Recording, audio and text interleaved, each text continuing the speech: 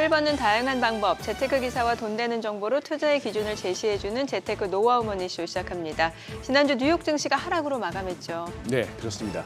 지난주 막판 글로벌 IT 대란이 발생한 가운데 뉴욕 증시는 하락으로 마감했습니다.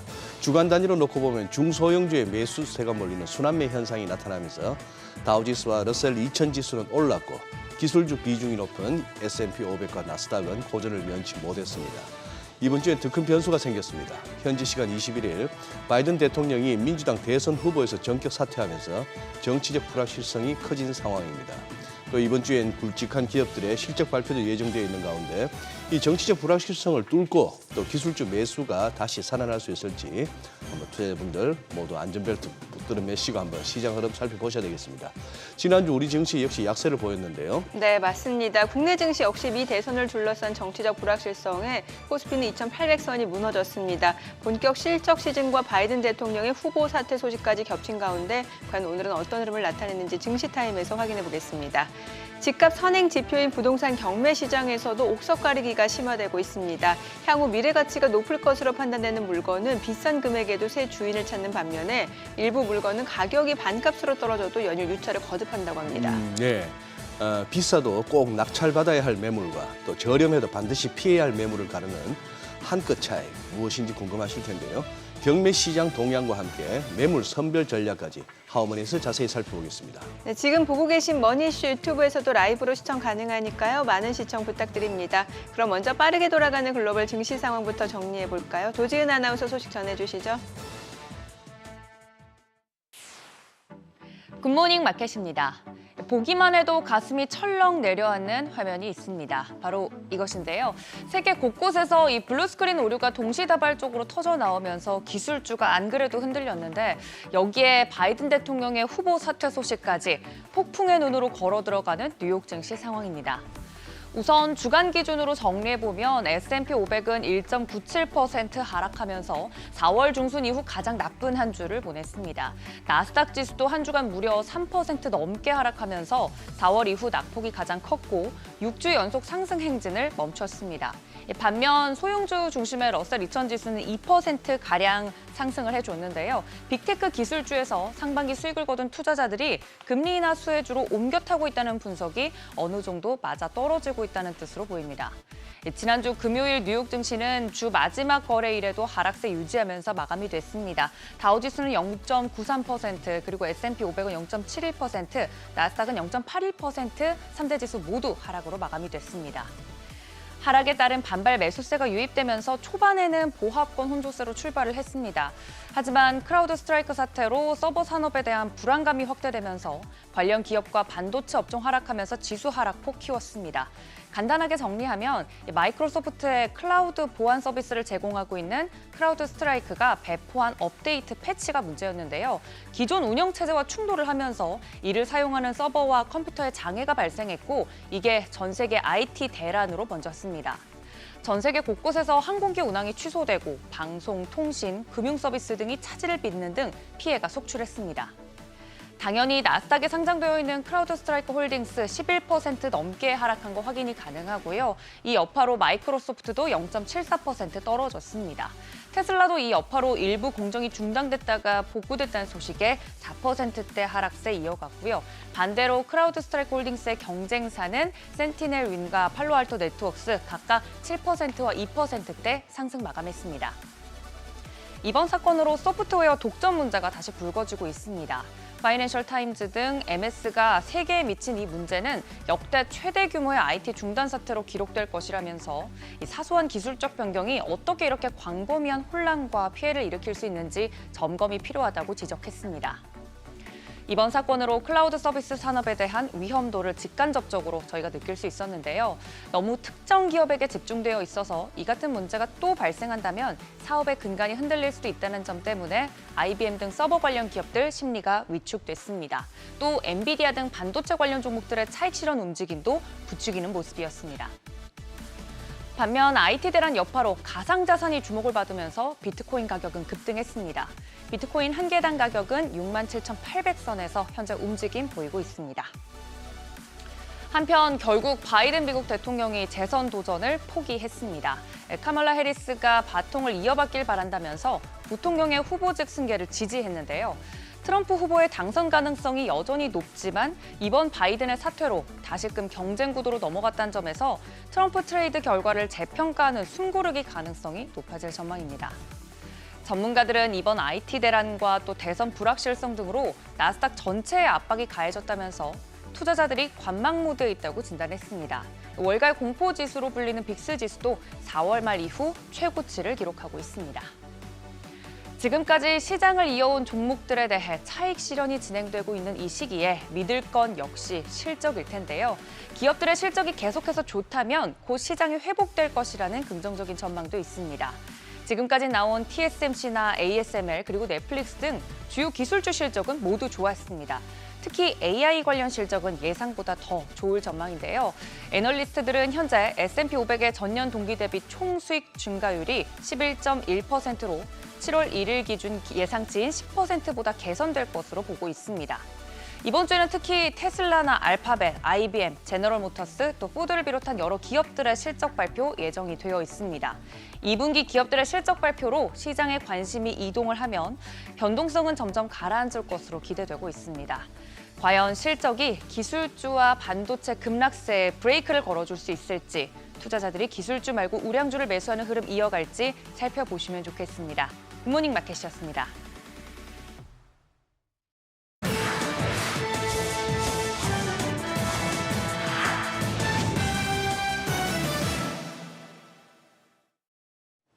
주말 사이 마이크로소프트의 클라우드 서비스 장애로 온 지구가 멈췄습니다.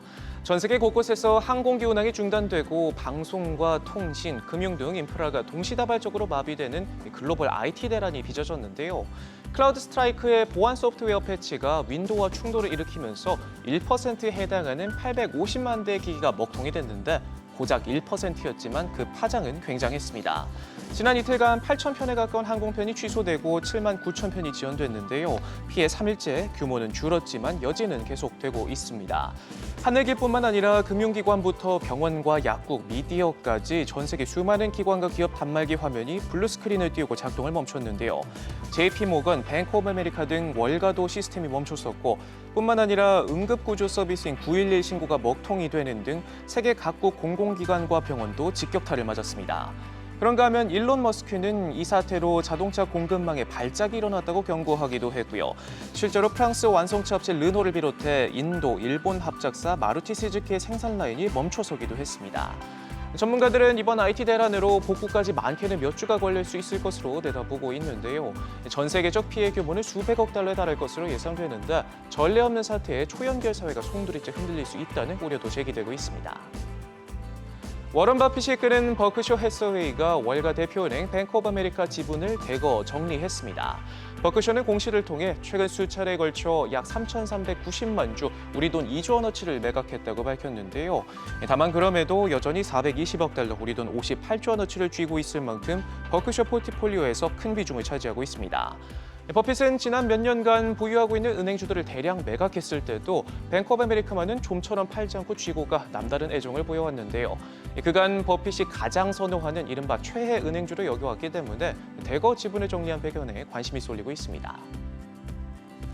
해빙 모드에 들어간 것 같았던 머스크와 트럼프의 사이가 다시금 삐그덕거리는 모습입니다. 머스크가 트럼프를 후원하기 위해 매달 우리 돈 600억 원을 기부하겠다는 언론 보도를 전면 부인했는데요. 자신의 SNS 계정을 통해 누구에게도 아무것도 약속하지 않았다면서 월스트리트저널의 앞선 보도가 거짓이라고 설명했습니다. 보도가 나가고 3일이 지나고 나서야 부정하고 나선 건데 일각에선 트럼프가 공화당 대선 후보 수락 연설에서 취임 첫날 전기차 의무화를 폐지하겠다고 밝히자 머스크의 심기가 뒤틀렸다는 해석이 나옵니다. 공개적으로 지지하고 대규모 정치 자금까지 대기로 했는데 트럼프의 이 같은 발언은 머스크 입장에선 배신이나 다름없었겠죠. 또 머스크가 트럼프 편에 서면서 테슬라가 민주당 텃밭인 캘리포니아에서 신차 등록이 25% 가까이 뚝 떨어질 정도로 보존을 면치 못하고 있는 점도 셈법을 복잡하게 만든 걸로 보이는데요.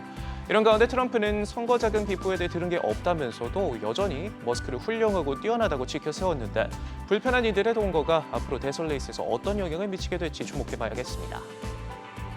오픈 AI가 브로드컴과 손잡고 자체 AI 반도체 설계에 나섭니다. 당초 별도의 스타트업을 꾸려 자체 칩을 만들겠다는 계획 대신 브로드컴과 함께 개발에 나서기로 한 건데요. 앞서 올해 초 샘 올트먼 CEO는 삼성, SK하이닉스와 AI 반도체를 함께 만들기를 희망한다고 언급했는데 양사의 파트너십이 확정된 건 아니지만 오픈 AI가 삼성전자나 SK하이닉스와 손을 잡을 가능성은 상대적으로 낮아진 것으로 보입니다. 올트먼은 이른바 AI 올인원 계획을 위해 단순 소프트웨어에 그치지 않고 산업에 필요한 반도체 핵심 칩 그리고 거기에 필요한 에너지 발전소까지 직접 구축하겠다는 로드맵을 가지고 있습니다. 엔비디아 의존도를 줄이고자 직접 반도체까지 만들겠다는 건데 이를 위해 중동과 아시아 각국을 돌며 투자자들을 모집했고 일본 소프트뱅크의 수장 손정희 회장과도 만남을 가지는 등 본격적인 홀로서기 준비에 나서고 있습니다. 지금까지 글로벌 비즈였습니다. 지난주 금요일 이슈가 있었던 업종 살펴보는 기업 이슈 시간입니다. 지난 금요일 코스피는 미국발 악재 이틀 연속 하락했지만 코스닥은 상승으로 마감했습니다. 어떤 업종이 코스닥 상승을 견인했는지 살펴보겠습니다. 반도체주가 약세를 보인 가운데 2차 전지주가 반짝 급등했습니다. 증권가에서 트럼프 리스크에도 2차 전지주에 대한 긍정적인 전망을 내놓고 있기 때문인데요. KB증권에서는 지난 1년간 부진한 흐름을 보였던 2차 전지 섹터의 주가가 하반기부터는 반등할 것이라고 말했습니다. 이에 대해서 2차 전지 업체는 신규 투자가 활발한 업종이기 때문에 금리 인하는 2차 전지 주가에 큰 영향을 끼치며 또 경쟁력 있는 신차들도 올해 중순부터 연이어 출시되고 있기 때문이라고 설명했습니다. 이어서 메리츠증권도 올해 하반기부터 2차 전지 업계는 제2차 상승 사이클을 맞이하기 위한 준비 단계에 돌입했다면서 하반기에 대선 리스크는 있지만 성장 추세가 바뀌진 않을 것이라고 분석했습니다. 이외에도 테슬라 주가가 최근 오르고 있고 또 테슬라를 둘러싼 호재성 이슈가 대기하고 있는 것도 2차 전지 반등에 힘을 실어주고 있는데요. 이 같은 기대감에 관련주들이 크게 올랐습니다. 에코프로 BM과 엔캠이 모두 6% 넘게 올랐고요. 한울 반도체와 코스모신 소재가 5%대 상승했습니다. 그 밖에 포스코 퓨처엠도 4.26% 올랐습니다. 정부의 동해 심해 가스 석유전 탐사 발표 이후 한때 랠리를 펼쳤던 영일만 유전 관련주가 다시 들썩이고 있습니다. 동해 심해 석유가스전 개발을 위한 첫 탐사 시추 장소로 대왕고래가 낙점되자 관련 기업들에 대한 기대감이 모인 것으로 풀이됩니다. 앞서 석유공사는 모두 7개의 유망 구조, 즉 석유나 가스 등 자원이 있을 것으로 예상되는 지층 구조를 발견했다고 말했는데요. 이 가운데 자원이 가장 많이 매장돼 있을 것으로 추정되는 대왕고래가 낙점됐습니다. 정부와 석유공사는 시추 장소 선정에 이어서 오는 12월에는 첫 시추에 본격 착수하기 위해 배후 항만 마련, 시추선 현장 배치 등 실무 준비를 이어나갈 계획인데요. 내년 6월 말에는 1차 시추 결과가 나올 전망이라고 합니다. 이 같은 소식에 영일만 관련주로 분류되는 철강, 밸브 관련 기업들이 올랐는데요. 휴스틸이 2.76%, SK 오션플랜트가 1.65% 올랐고요. 넥스틸과 화성 밸브도 모두 1% 넘게 상승했습니다. LG전자가 스마트 팩토리 사업에 본격 진출한다는 소식에 관련주들이 오름세를 보였습니다. LG전자는 올해부터 스마트 팩토리 사업 담당 조직을 신설하고 본격적으로 사업화에 뛰어들었는데요. 앞으로는 스마트 팩토리 기술을 기업 간 거래로 판매 2030년까지 스마트 팩토리 솔루션 사업에서 조 단위 매출을 달성하겠다고 밝혔습니다. 이미 올해 LG전자는 LG그룹 계열사를 제외한 외부 업체에서 2천억 원에 달하는 스마트 팩토리 솔루션 수주에 성공해 올해 목표 수주액 3천억 원에 근접했습니다. 또한 현재 기업들 사이에서 제조업 현장에 첨단 기술을 적용해 생산성을 올리려는 시도가 활발해지고 있는데요. 이 같은 추세에 최근 LG전자는 미국 반도체 기업 인텔과도 스마트 팩토리 관련 협력 방안을 논의한 것으로 전해졌습니다. 지난 금요일 마감 상황 보면 하이젠 RNM이 16.26%, 사면이 10.6% 급등했고요. 티라 유텍이 4.8% 상승했습니다.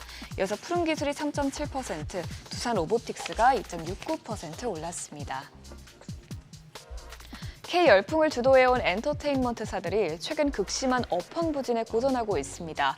긍정적인 전망이 나오지 않는 데다 1분기에 이어서 2분기에도 실적 부진이 이어질 것으로 전망되자 투자 심리가 얼어붙고 있기 때문입니다.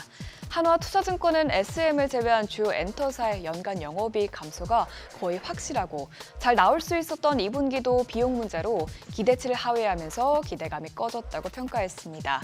또한 대형 아티스트인 BTS와 블랙핑크의 완전체 활동이 멈춘 가운데 이들의 부재를 상쇄할 만한 돌파구도 찾기 어려운 환경인데요. 통상 하반기에는 앨범 발매와 공연 등으로 실적이 개선됐지만 이마저도 올해는 파리올림픽에 많은 관심이 쏠릴 것으로 예상돼 엔터업계가 반등세를 노리기 쉽지 않을 것이라는 전망이 나오고 있습니다. 이 같은 상황에 엔터주들이 줄줄이 신저가를 썼는데요. YG 엔터테인먼트가 0.14% 떨어지면서 신저가를 기록했고요. CJ E&M이 0.65% 떨어졌습니다. 또 그 밖에 판타지오가 1.07%, 하이브가 1.35% 낙폭을 기록했습니다. 지금까지 지난주 금요일 이슈 살펴봤습니다. 참고하셔서 오늘장 투자에 도움되시길 바랍니다.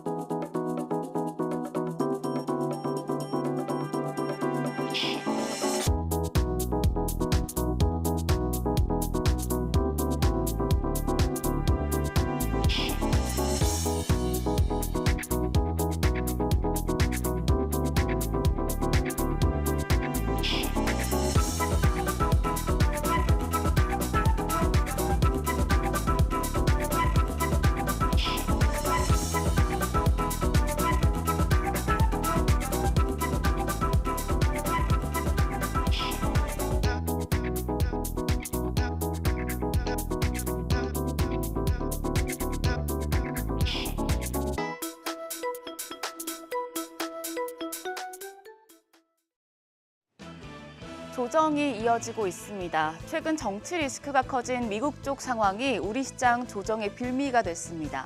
미국 대선이라는 소용돌이 속에 코스피가 결국 2,800선을 내주고 말았는데요.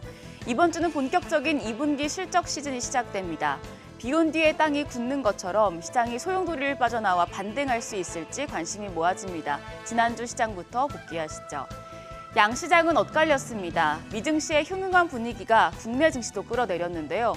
그동안 코스피 대비 코스닥이 약했던 모습과는 반대되는 흐름이었습니다. 코스피는 1% 넘게 떨어져서 2,795.46포인트, 11거래일 만에 2,800선 이탈했습니다. 반면에 코스닥은 장 막판에 말아올리면서 0.76% 오른 828선이었습니다. 수급 마감 상황입니다. 전 거래일에도 외국인의 매도가 시장의 하방 압력으로 작용했습니다. 유가증권 시장에서 메이저 수급 주체의 양매도가 나왔는데요. 외국인은 4,229억 원 순매도, 기관도 3,639억 원 팔자 포지션 취했습니다. 개인홀로 7,848억 원 매수세 기록했지만 지수를 끌어올리기에는 역부족이었습니다.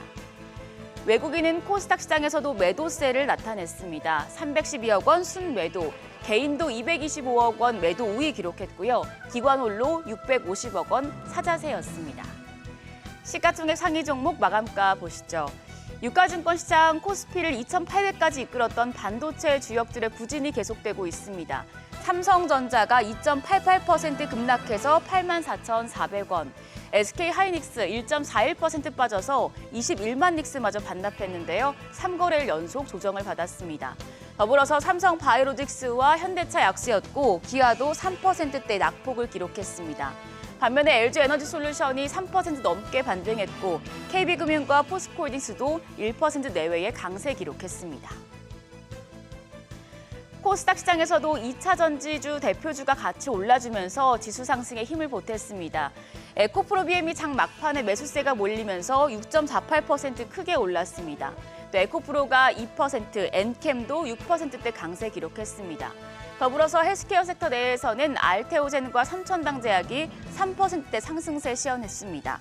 반면에 리노공업과 클래시스 3% 조정을 받았고 10위로 올라선 레인보우 로보틱스도 마이너스권으로 거래 마쳤습니다. 환율은 올랐습니다. 주식시장 정규장 마감 시간 기준으로 달러 대비 원화 환율은 5원 10전 올라 1,386원 80전에 거래를 마쳤습니다. 트럼프 전 대통령 재선 가능성이 커지면서 달러 강세가 이어지고 있기 때문인데요. 역외 환율은 1,389원 선입니다.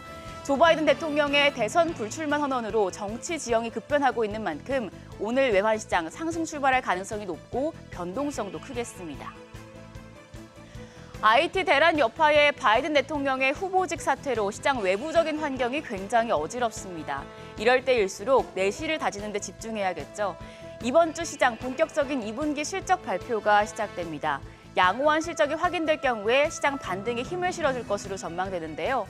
오늘은 HD현대 인프라코어, 내일은 KB금융과 HD현대 일렉트릭이 실적을 공개하고요. 수요일에는 LG이노텍과 삼성바이오로직스, HD현대건설기계, HD현대마린솔루션 등이 2분기 실적을 내놓습니다. 이제 시장에서 가장 중요하게 보는 건 목요일입니다. SK하이닉스와 현대차, LG에너지솔루션, LG화학 등 굵직한 기업들이 일제히 실적을 발표합니다. SK하이닉스와 현대차의 경우에 호실적이 예상되는 만큼 이번 발표를 계기로 시장 분위기가 반전될지 기대를 모으고 있습니다. 금요일까지도 기아와 LIG넥스원, SO일, GS건설 등의 실적 공개가 이어지니까 이번 주는 실적이 양호한 기업들 주목해 보시기 바랍니다. 한편 화요일에는 미국 이더리움 현물 ETF가, 수요일에는 삼성전자 신제품이 출시가 되는데요. 가상자산과 IT 관련주에도 모멘텀이 될지 지켜보시죠. 한편 지난주 마지막 거래일 시간의 거래에서는 보안주가 강했습니다. MS 클라우드 서비스 오류로 일부 항공편들의 출발이 지연되는 등 전 세계가 멈춰선 데 따른 것인데요. 센즈랩과 모니터랩, 한싹, 라운시큐어, 안랩 등이 올랐는데 오늘 장에서도 이 흐름이 이어질지 살펴보셔야겠습니다. 오늘 새벽 나온 바이든 대통령의 대선 불출마 선언으로 미국 대선이 소용돌이에 빠졌습니다. 우리 시장도 큰 영향을 받을 것으로 예상되는데 정치적 리스크보다는 실적에 집중하면서 어려운 시장 이겨내셔야겠습니다. 지금까지 어제장 오늘장이었습니다.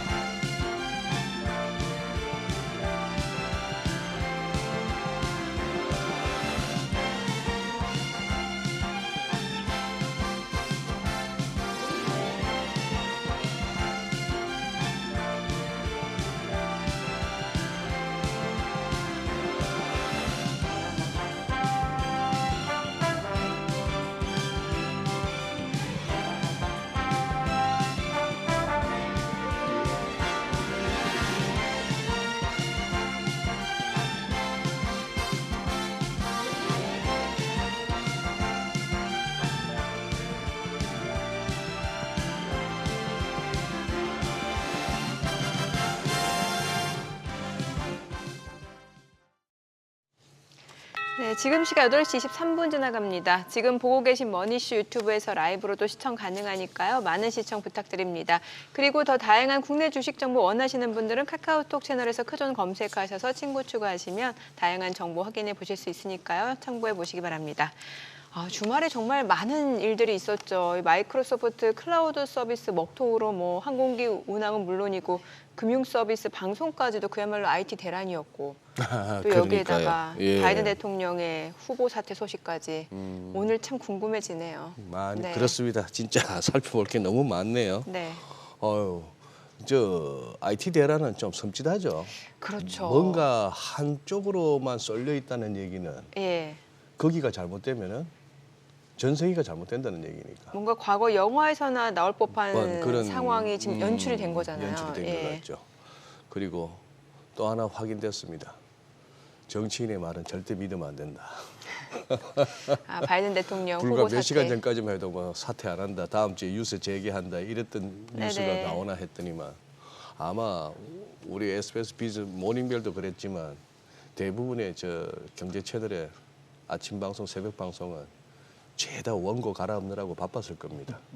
그렇죠. 생방이니까요. 그죠? 생방이니까. 예, 뭐 생방의 네. 묘미기도 하겠습니다만 참. 예, 바쁘죠. 아유, 오늘 월요일 유난히 좀 짚어볼 게 많은 날이죠. 바로 모셔보도록 네. 하겠습니다. 디메전 투자자문 투자부문 송재경 대표님 함께합니다. 어서 어서 오세요. 오십시오. 안녕하세요. 네. 우리 송 대표님은 또 방송 준비하신 내용 또 새로 또 준비하신 거 아닙니까? 갈아엎으신 거 아닙니까?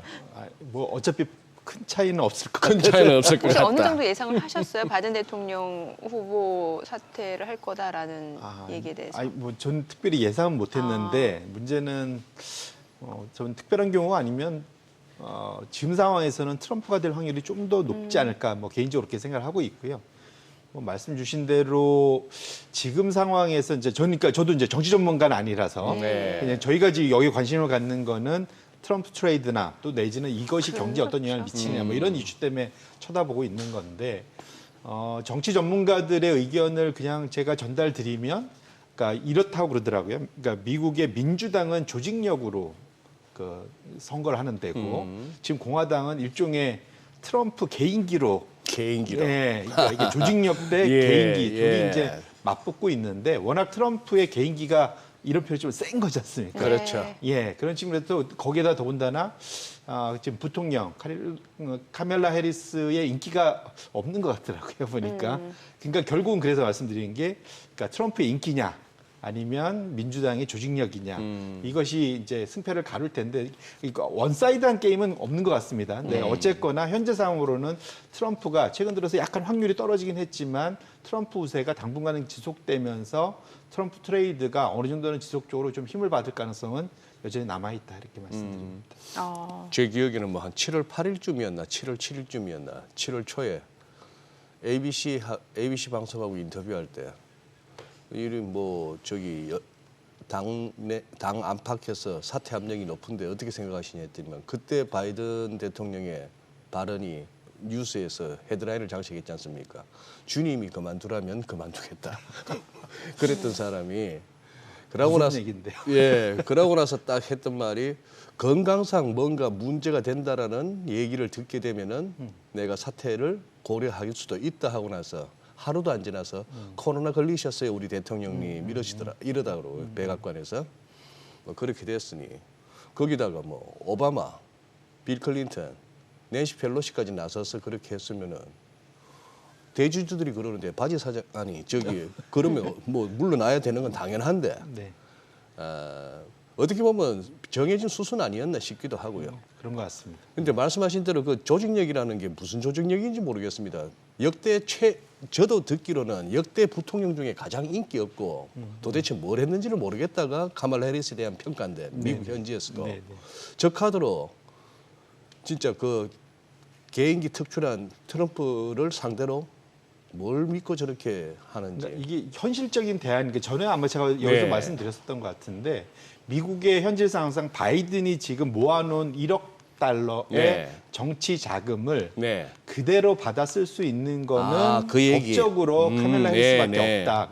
왜냐하면 새로운 후보가 나오면 처음부터 다시 해야 된다고 그러더라고요. 그 돈을 못 쓰는구나. 근데 뭐 다른 워낙 후보라면. 미국이 돈이 네, 많이 네. 드는 선거기 때문에 물리적으로도 지금 상황에서 민주당이 택할 수 있는 카드는 이 카드밖에 없었다라고 전해지는 것 같습니다. 그런데 이제 그 소식이 들리고 나서 시장에서의 가격 반응을 확인할 수 있는 거는 24시간 돌아가는 코인밖에 없었거든요. 네, 네. 순간적으로 비트코인이 급락하더라고요. 근데 그 이후 지금 다시 원위치뿐만 아니라 더 올라가고 있습니다.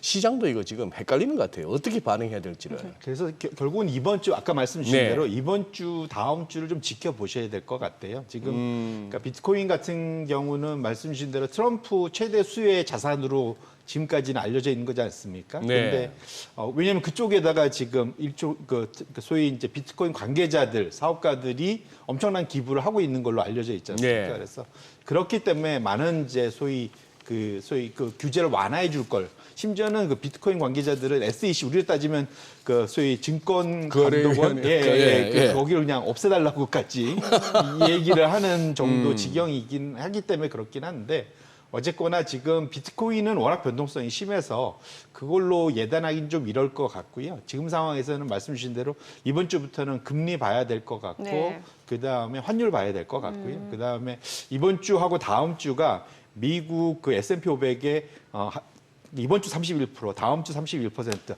합치면 60% 넘는 기업들이 실적 발표가 있습니다. 그래서 네네. 앞으로 향후 방향성 자체가 이번 실적 시즌에서 상당히 좌우될 가능성이 더 커진 그 어느 때보다도 실적이. 중요해진 실적 시즌이다 이렇게 보셔야 될 것 같습니다. 네. 최근에 보면은 왜 주요 기술주들이 좀 급락하는 모습을 나타냈고 급락이라기보단 그동안 좀 단기 급등에 따른 좀 차익실 물량이 나오는 정도로 볼 수 있을 것 같고 뭐 다우지수라든지 중소형주도 좀 올라가다가 또 차익실 물량들이 나오고 주요국별로 또 국가 수익률도 많이 차이가 있을 것 같은데 어떤지 좀 살펴볼까요? 예, 지난주 결국은 화요일 날 예. 우리나라 밤 화요일 날 밤 예. 결국 있었던 그 미국 트럼프하고 블룸버그의 그런 인터뷰가 세상에 공개되면서 네. 엄청난 후폭풍이 있었죠. 결국은 트럼프 때문에 지난주는 울고 웃었던 네. 그런 시장이었다고 봐야 될 것 같고요. 전체 주식수만 놓고 보면 모든 시장이 다 안 좋았습니다. 대표적으로 결국은 관세죠. 이따가 우리가 논의해보겠지만 관세를 전 세계적으로 10% 무조건 올리겠다. 거기에다가 중국은 추가로 50% 올리겠다. 뭐 이런 얘기를 하면서 거기에다 플러스 지난주에 또 나왔었던 게 소위 전 세계 기술주들 중에 중국의 그 소위 서비스하는 기존 서비스들조차도 끊어라. 뭐 이런 이제 규제, 압력 이런 것이 다 섞이면서 지난주에 기술주 순환 시대였는데요. 보시면은 소위 미국의 AI 밸류 체인에 들어가는 나라들이 다 안 좋았습니다. 대표적으로 대만 갖곤 네. 마이너스 4.4%. 아마 뭐 주간 단위로는 가장 최근 한 1년 사이에 가장 많이 빠진 것 같고요. 그다음에 나스닥백 뭐 둘이 거의 다 붙어 있고 네덜란드, 이거 ASML 있는 결국은 이 세 군데 결국은 미국의 그러한 그 AI 밸류 체인 안에 들어가는 대형 기업들이 주식시장의 상위권에 포진돼 있는 나라들의 주가가 급락했다는 데에서 확실히 트럼프발 관세 인상 우려가 시장에 또 소위 미중 갈등이 또 레벨업 될 거에 대한 우려 이런 것들이 기술주를 많이 끌어내렸다 봐야 될 것 같고 당연히 이제 홍콩 항생은 그러다 보니까 제일 많이 빠졌고 우리나라는 보시면은 이게 웃어야 될지 울어야 될지 딱 중간을 했습니다. 그러네요. 그러니까 다른 예. 데보다는 덜 빠지긴 했는데 예. 여전히 빠져서 우리나라도 한 절반 정도 그러한 그 현재의 피해 국에 속하는 그런 상황이 됐고 이것이 이번 주 다음 주에 실적 시즌이 이것을 되돌릴 수 있을까 여부가 상당히 중요해지는 구간이다 이렇게 말씀드립니다. 이 반도체가 컸네요. 그동안에 네덜란드가 보면은 대표님 가져오시는 저 표에서 늘 저 상위권이었는데 맞습니다. 선두를 유지하거나. 네. 근데 이번에 결국 반도체 그거 하면서 많이 ASML도 네덜란드 아닙니까? 그럼요. 예, 그래서 그러니까 제가 말씀드린 저 3개 그러니까. 지금 대만, 나스닥백, 네덜란드 이게 다 AI 밸류 체인 AI 밸류 안에 체인. 들어가는 그런 기업들이 시총 상위권에 있는 지수들이 다 동반 급락을 했다 이렇게 보시면 될 것 같습니다. 예. 네. 저기는 뭐 대표님 개인 노트북은 주말에 안녕하셨습니까? 혹시 뭐 버려지거나 그러지 않았나요? 다행스럽게, 그게 예. 블루 스크린인가 그게? 네. 저는 아직 파랗게, 경험을 예. 못 해봐가지고. 전 세계 1% 안에는 제가 다행스럽게 못 들어갔습니다. 1%. 아까 그러니까 전 세계 네. 컴퓨터의 1%라고 맞아요. 그러더라고요. 네. 네. 어, 99%에 속한 거는 참 다행인 것 다행이죠. 같습니다. 예. 우리 신 작가가 특출나구나. 그 전 세계 1%에 들었구나. 주말에 블루 스크린이 떴대요. 아, 네, 그래. 블루 스크린이 떴죠. 굉장히 순간적으로 좀 공포스러운가 보던데. 로또라도 사야 되는 왜냐면 기존 정보들이 다 날아갈 날아갈 것 수가 같고, 있고 네, 하니까. 클라우드 먹통이다 보니까 클라우드 서비스. 이게 또 클라우드 서비스인데 이 문제된 업체는 또 크라우드 스트라이크다 보니까 어떤 분들은 뭐 이렇게 크라우드 스트라이크를 갖다가 그냥 한글로 써도 될 걸 굳이 네.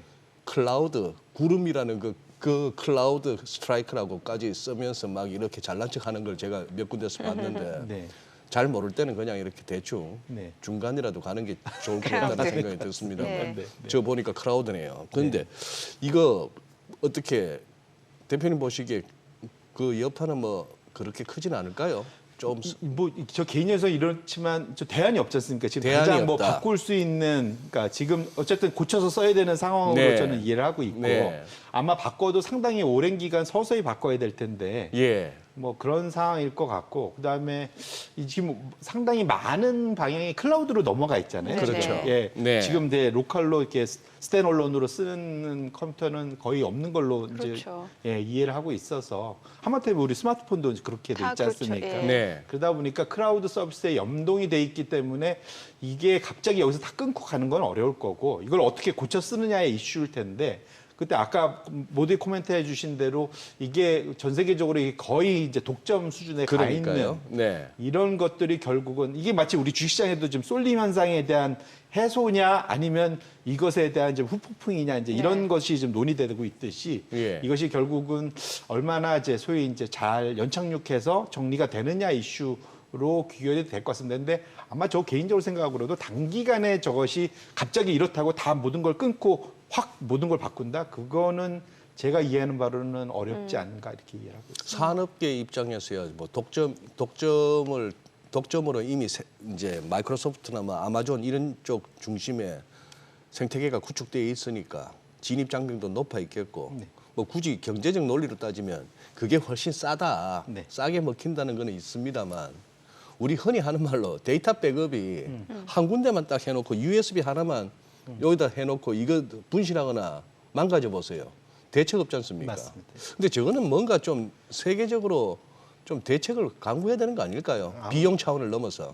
결국 말씀 주신 대로 우리나라도 사실 과거에 또 카카오도 그랬죠. 유사하게 예, 그 예. 클라우드가 한번 멈춰 쓴 다음에 이슈가 한번 있었지 않습니까? 네. 그런 측면에서 놓고 보면 아마 이참에 한번 좀 비용이 들더라도 아마 그 대점검이 있을 것 같고요. 그러면 이런 표현 있지만 또 이 빅테크들한테는 비용이 올라가는 소리가 또 들리는 거지 않을까 이렇게 그런 생각이 좀 들긴 합니다. 네. 빅테크한테 비용이 올라간다는 말씀. 그러니까 전반적으로 저걸 뭔가 새롭게 더 새롭게 예, 뭘 좀 하려면은 뭐든지 더 업그레이드하고 그러네요. 더 튼튼하게 하려면 소위 당장 안 써도 될 돈들이 들어가야 되잖아요. 예. 그게 이제 예방 차원에서 보험료가 들어가야 되는 거니까 그런 측면에서는 아마 비용이 앞으로 추가적으로 좀 더 그러니까 마진이 좀 떨어지는 건 불가피하지 않을까 이렇게 좀 근데 생각합니다. 뭐 모바일이라든지 IT 기기를 사용하는 사람들 입장에서는 이제 클라우드 서비스를 뗄래야 뗄 수 없는 상황이고 자기도 모르게 다 쓰고 있는 상황이잖아요. 네, 맞습니다. 예. 그래서 그거 베이스로 또 저분들이 장사를 하는 거니까 일정 부분 그렇지만 저분들이 책임지셔야죠. 소장님도 쓰고 계실걸요? 클라우드 뭐요? 서비스?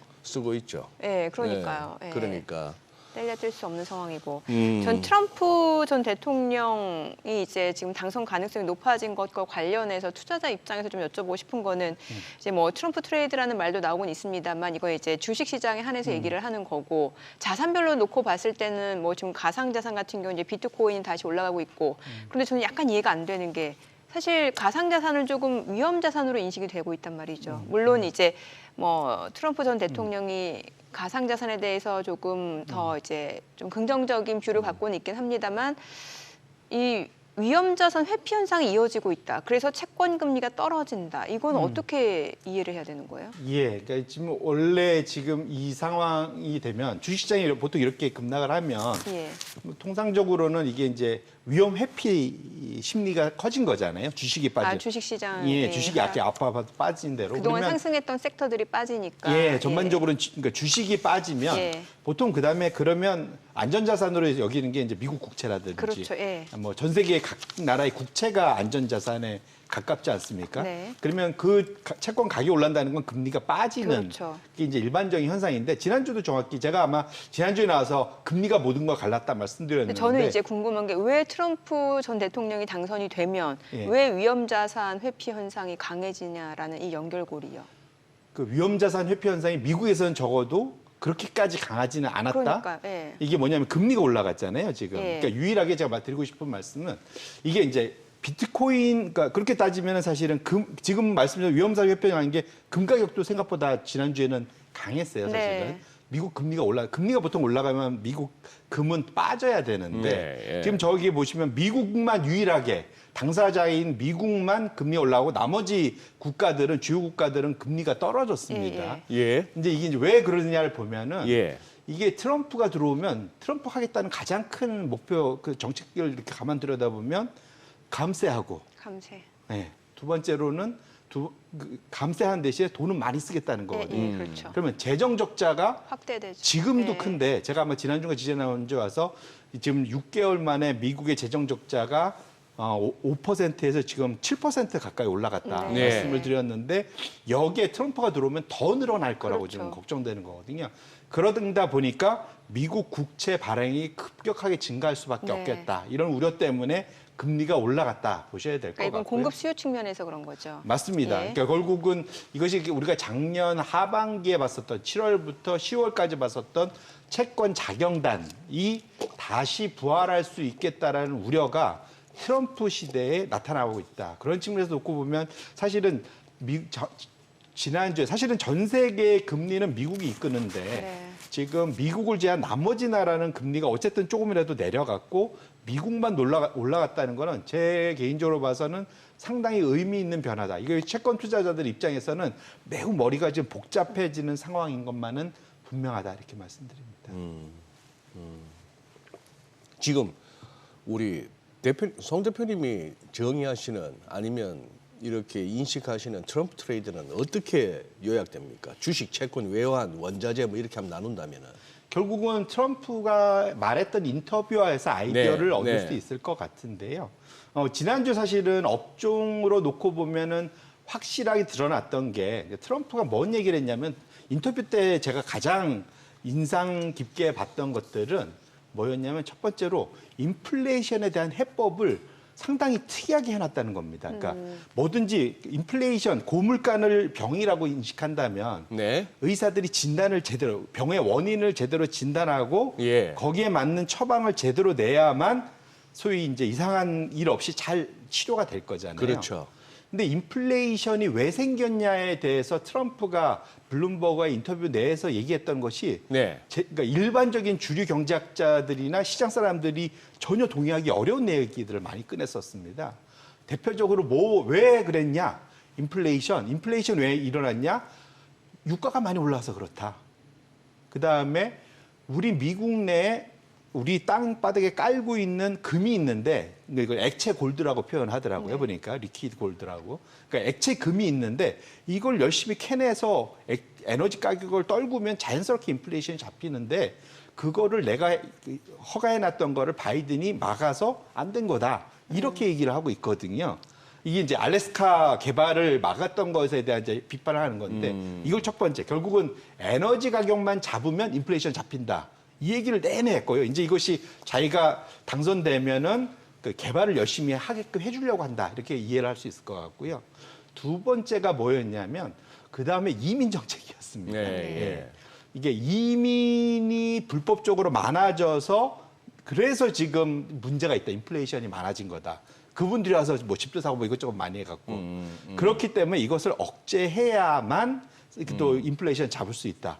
그렇기 때문에 자기가 들어오면 인플레이션 억제하겠다. 이제 이 얘기가 예. 그래서 이 두런 것들이 어떻게 보면 거꾸로 봐보면 야 이렇게 되면 그 지금 시장에 이걸 위해서 돈도 감세하고 돈도 많이 풀고 그 다음에 이민 억제하면 그나마 좀 노동시장 숨튀었는데 타이트한 노동시장이 다시 세지는 거 아니야? 이런 걱정.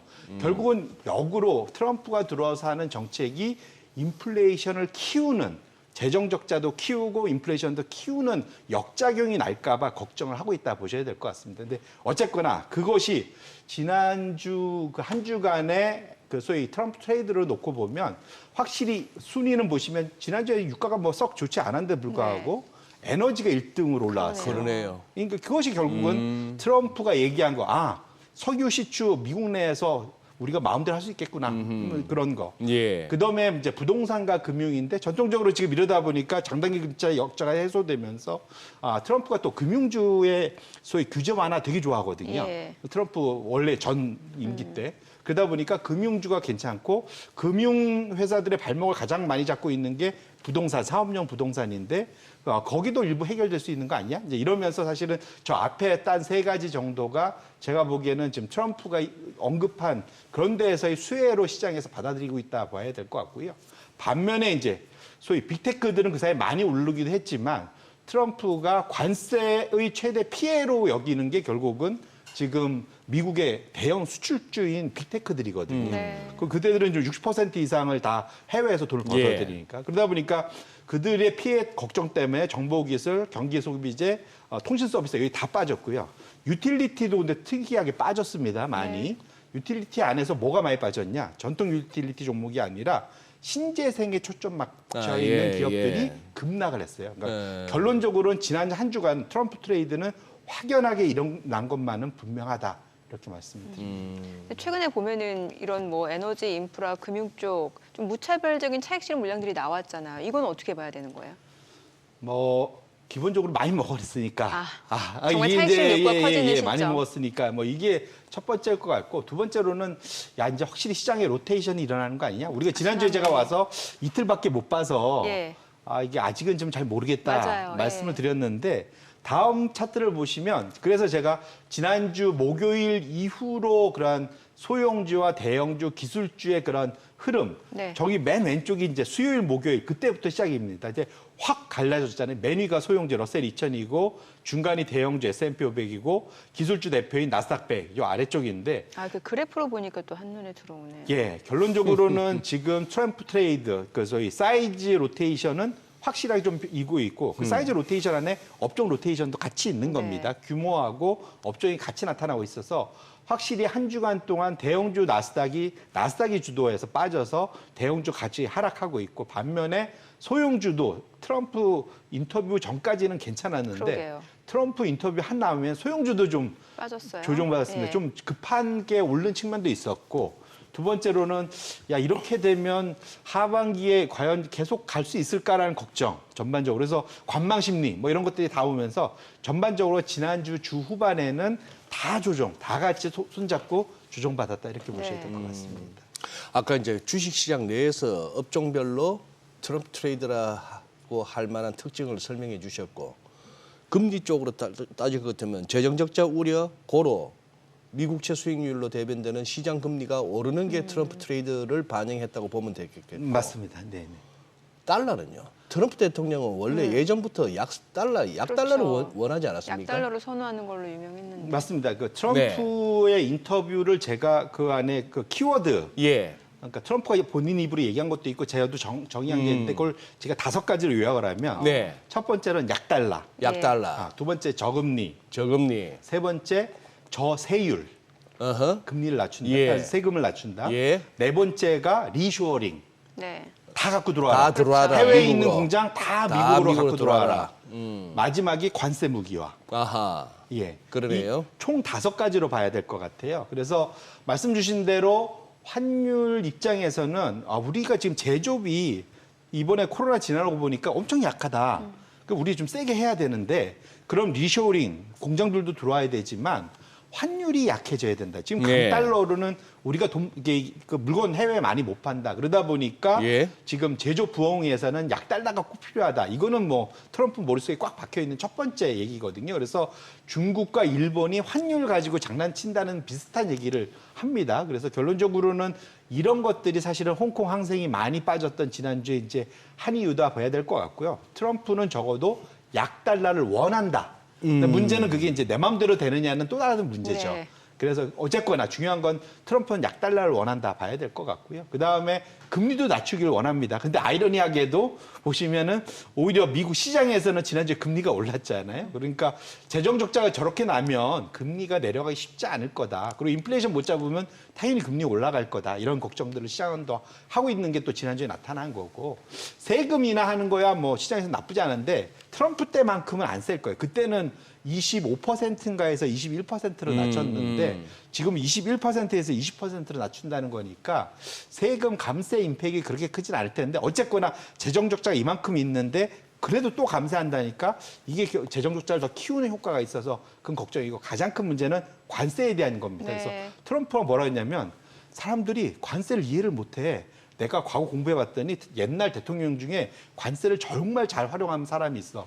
나 그 사람대로 할 거야. 뭐 이런 얘기하면서 얘기했던 것이 관세는 우리 경제도 좋고 왜냐하면 감세해도 해외에서 그러니까 세금 낮춰도 돈 끌어들이면 돼. 예. 이런 예. 얘기한 거고요. 예. 네. 두 번째로는 관세를 갖고 내가 다른 나라하고 얘기하잖아. 내 말 다 들어. 이 얘기한 거거든요.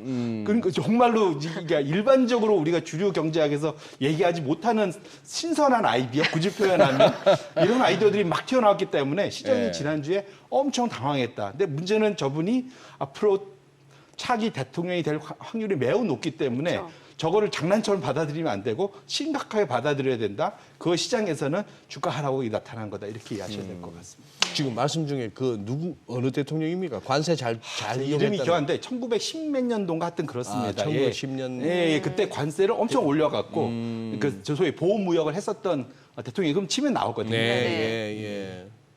아니 이제 저기 주말 사이에 이렇게 저는 뭐 아무래도 제가 원해서라기보다도 알고리즘으로 막 이렇게 주식 관련한 경제 관련한 유튜브 이것들이 많이 와서 썸네일은 쭉 훑어보게 되는데 의외로 우리 증시 대충 바닥 잡은 것 같아요 이런 내용. 아니면은 주말에 미국 증시가 하락을 했지만 월요일 날 우리 개장 무렵에 미국 지수 선물 볼 필요가 있다. 거기가 이렇게 오히려 상승 출발할 것 같으면 우리 이번 주 초에 꼭 그렇게 지난주처럼 계속 힘없이 안 갈 수도 있다 하는 희망적인 어떤 내용들이 보였단 말입니다. 이제 뭐 동시효과 곧 확인하고 이제 개장도 10분 후면 확인하는데 지금 대표님 지금 뷰가 궁금한 거예요. 지금 이거 조정 대충 끝나가는 무렵입니까? 아니면 조금 이 깊은 조정을 염두에 두고 계십니까? 이 결국은 미국의 관건을 미국이 관건이다. 쥐고 있습니다. 이게 이제 그러니까 이게 이제 긍정적 시나리오를 먼저 말씀드리면 긍정적 시나리오. 뭐냐면 우리가 정확히 한 분기 3개월 전에 이걸 봤어요. 뭐냐면 3월 한 중하순부터 예. 4월 중순까지 한 달 동안 예. 미국 조정을 꽤 받았잖아요. 우리도 그랬죠. 같이 조정 받았었고. 예. 하지만 이맘때부터 실적 시즌 들어가면서 첫 주 빼고 한 메타 정도가 이제 헤맸고 그 다음부터 구글, 예. 그 다음에 뭐 맨 뒤에 엔비디아까지 몇몇 그 사이에 고생하던 기업들이 호실적 발표하고 전망 좋게 내면서 지수를 다시 완전히 끌어올려서 사실은 4월 한 20일경부터 가장 최근까지 엄청 올랐거든요. 기억납니다. 예, 나스닥은 한 엔비디아 그때 1분기 실적 발표하고 나서 완전 갭업하고 나서 완전히 날아가 버렸죠. 그 사이에 한 네. 20%, 네. 그다음에 S&P 500도 한 12% 예, 맞아요. 이상도 많이 올랐었거든요. 결국은 그래서 실적 시즌에 완전히 분위기를 바꿔서 이제 올라갔었단 말이죠. 이번이 또 정확히 그 시즌에 앞섰고 지금 일주일간 조정을 받았습니다. 그렇기 때문에 이번 실적 시즌에 우리 1, 4분기 때 실적 시즌에 받았던 그러한 강력한 전망과 향후의 그러한 기대감을 가져올 수 있다면 네. 그러면 말씀 주신 대로 바닥 잡을 수 있을 것 같고요. 만에 하나 이제 이미 눈높이가 엄청 높아졌잖아요. 예. 그렇기 때문에 그 전망을 깨지 못하는, 그걸 상회하지 못하는 그런 얘기들 흘러나온다면 이미 많이 올랐고 조정을 받던 것들이 추가적으로 더 밀릴 가능성도 있기 때문에 지금 상황에서는 예단할 수가 없는 상황이다. 왜냐하면 지금은 전망에 따라서 2, 4분기 전망에 따라, 그러니까 향후 2, 4분기 실적에 발표되는 하반기 내년에 대한 전망에 따라서 많이 벌어질 텐데 문제는 예. 아마 질문들이 많아질 거예요. 뭐냐면 트럼프 될 것 같으면 이런 관세나 이런 것들 어떻게 기업 보고 극복할 거냐. 근데 기업이 딴 애매한 뾰족한 수가 있겠습니까?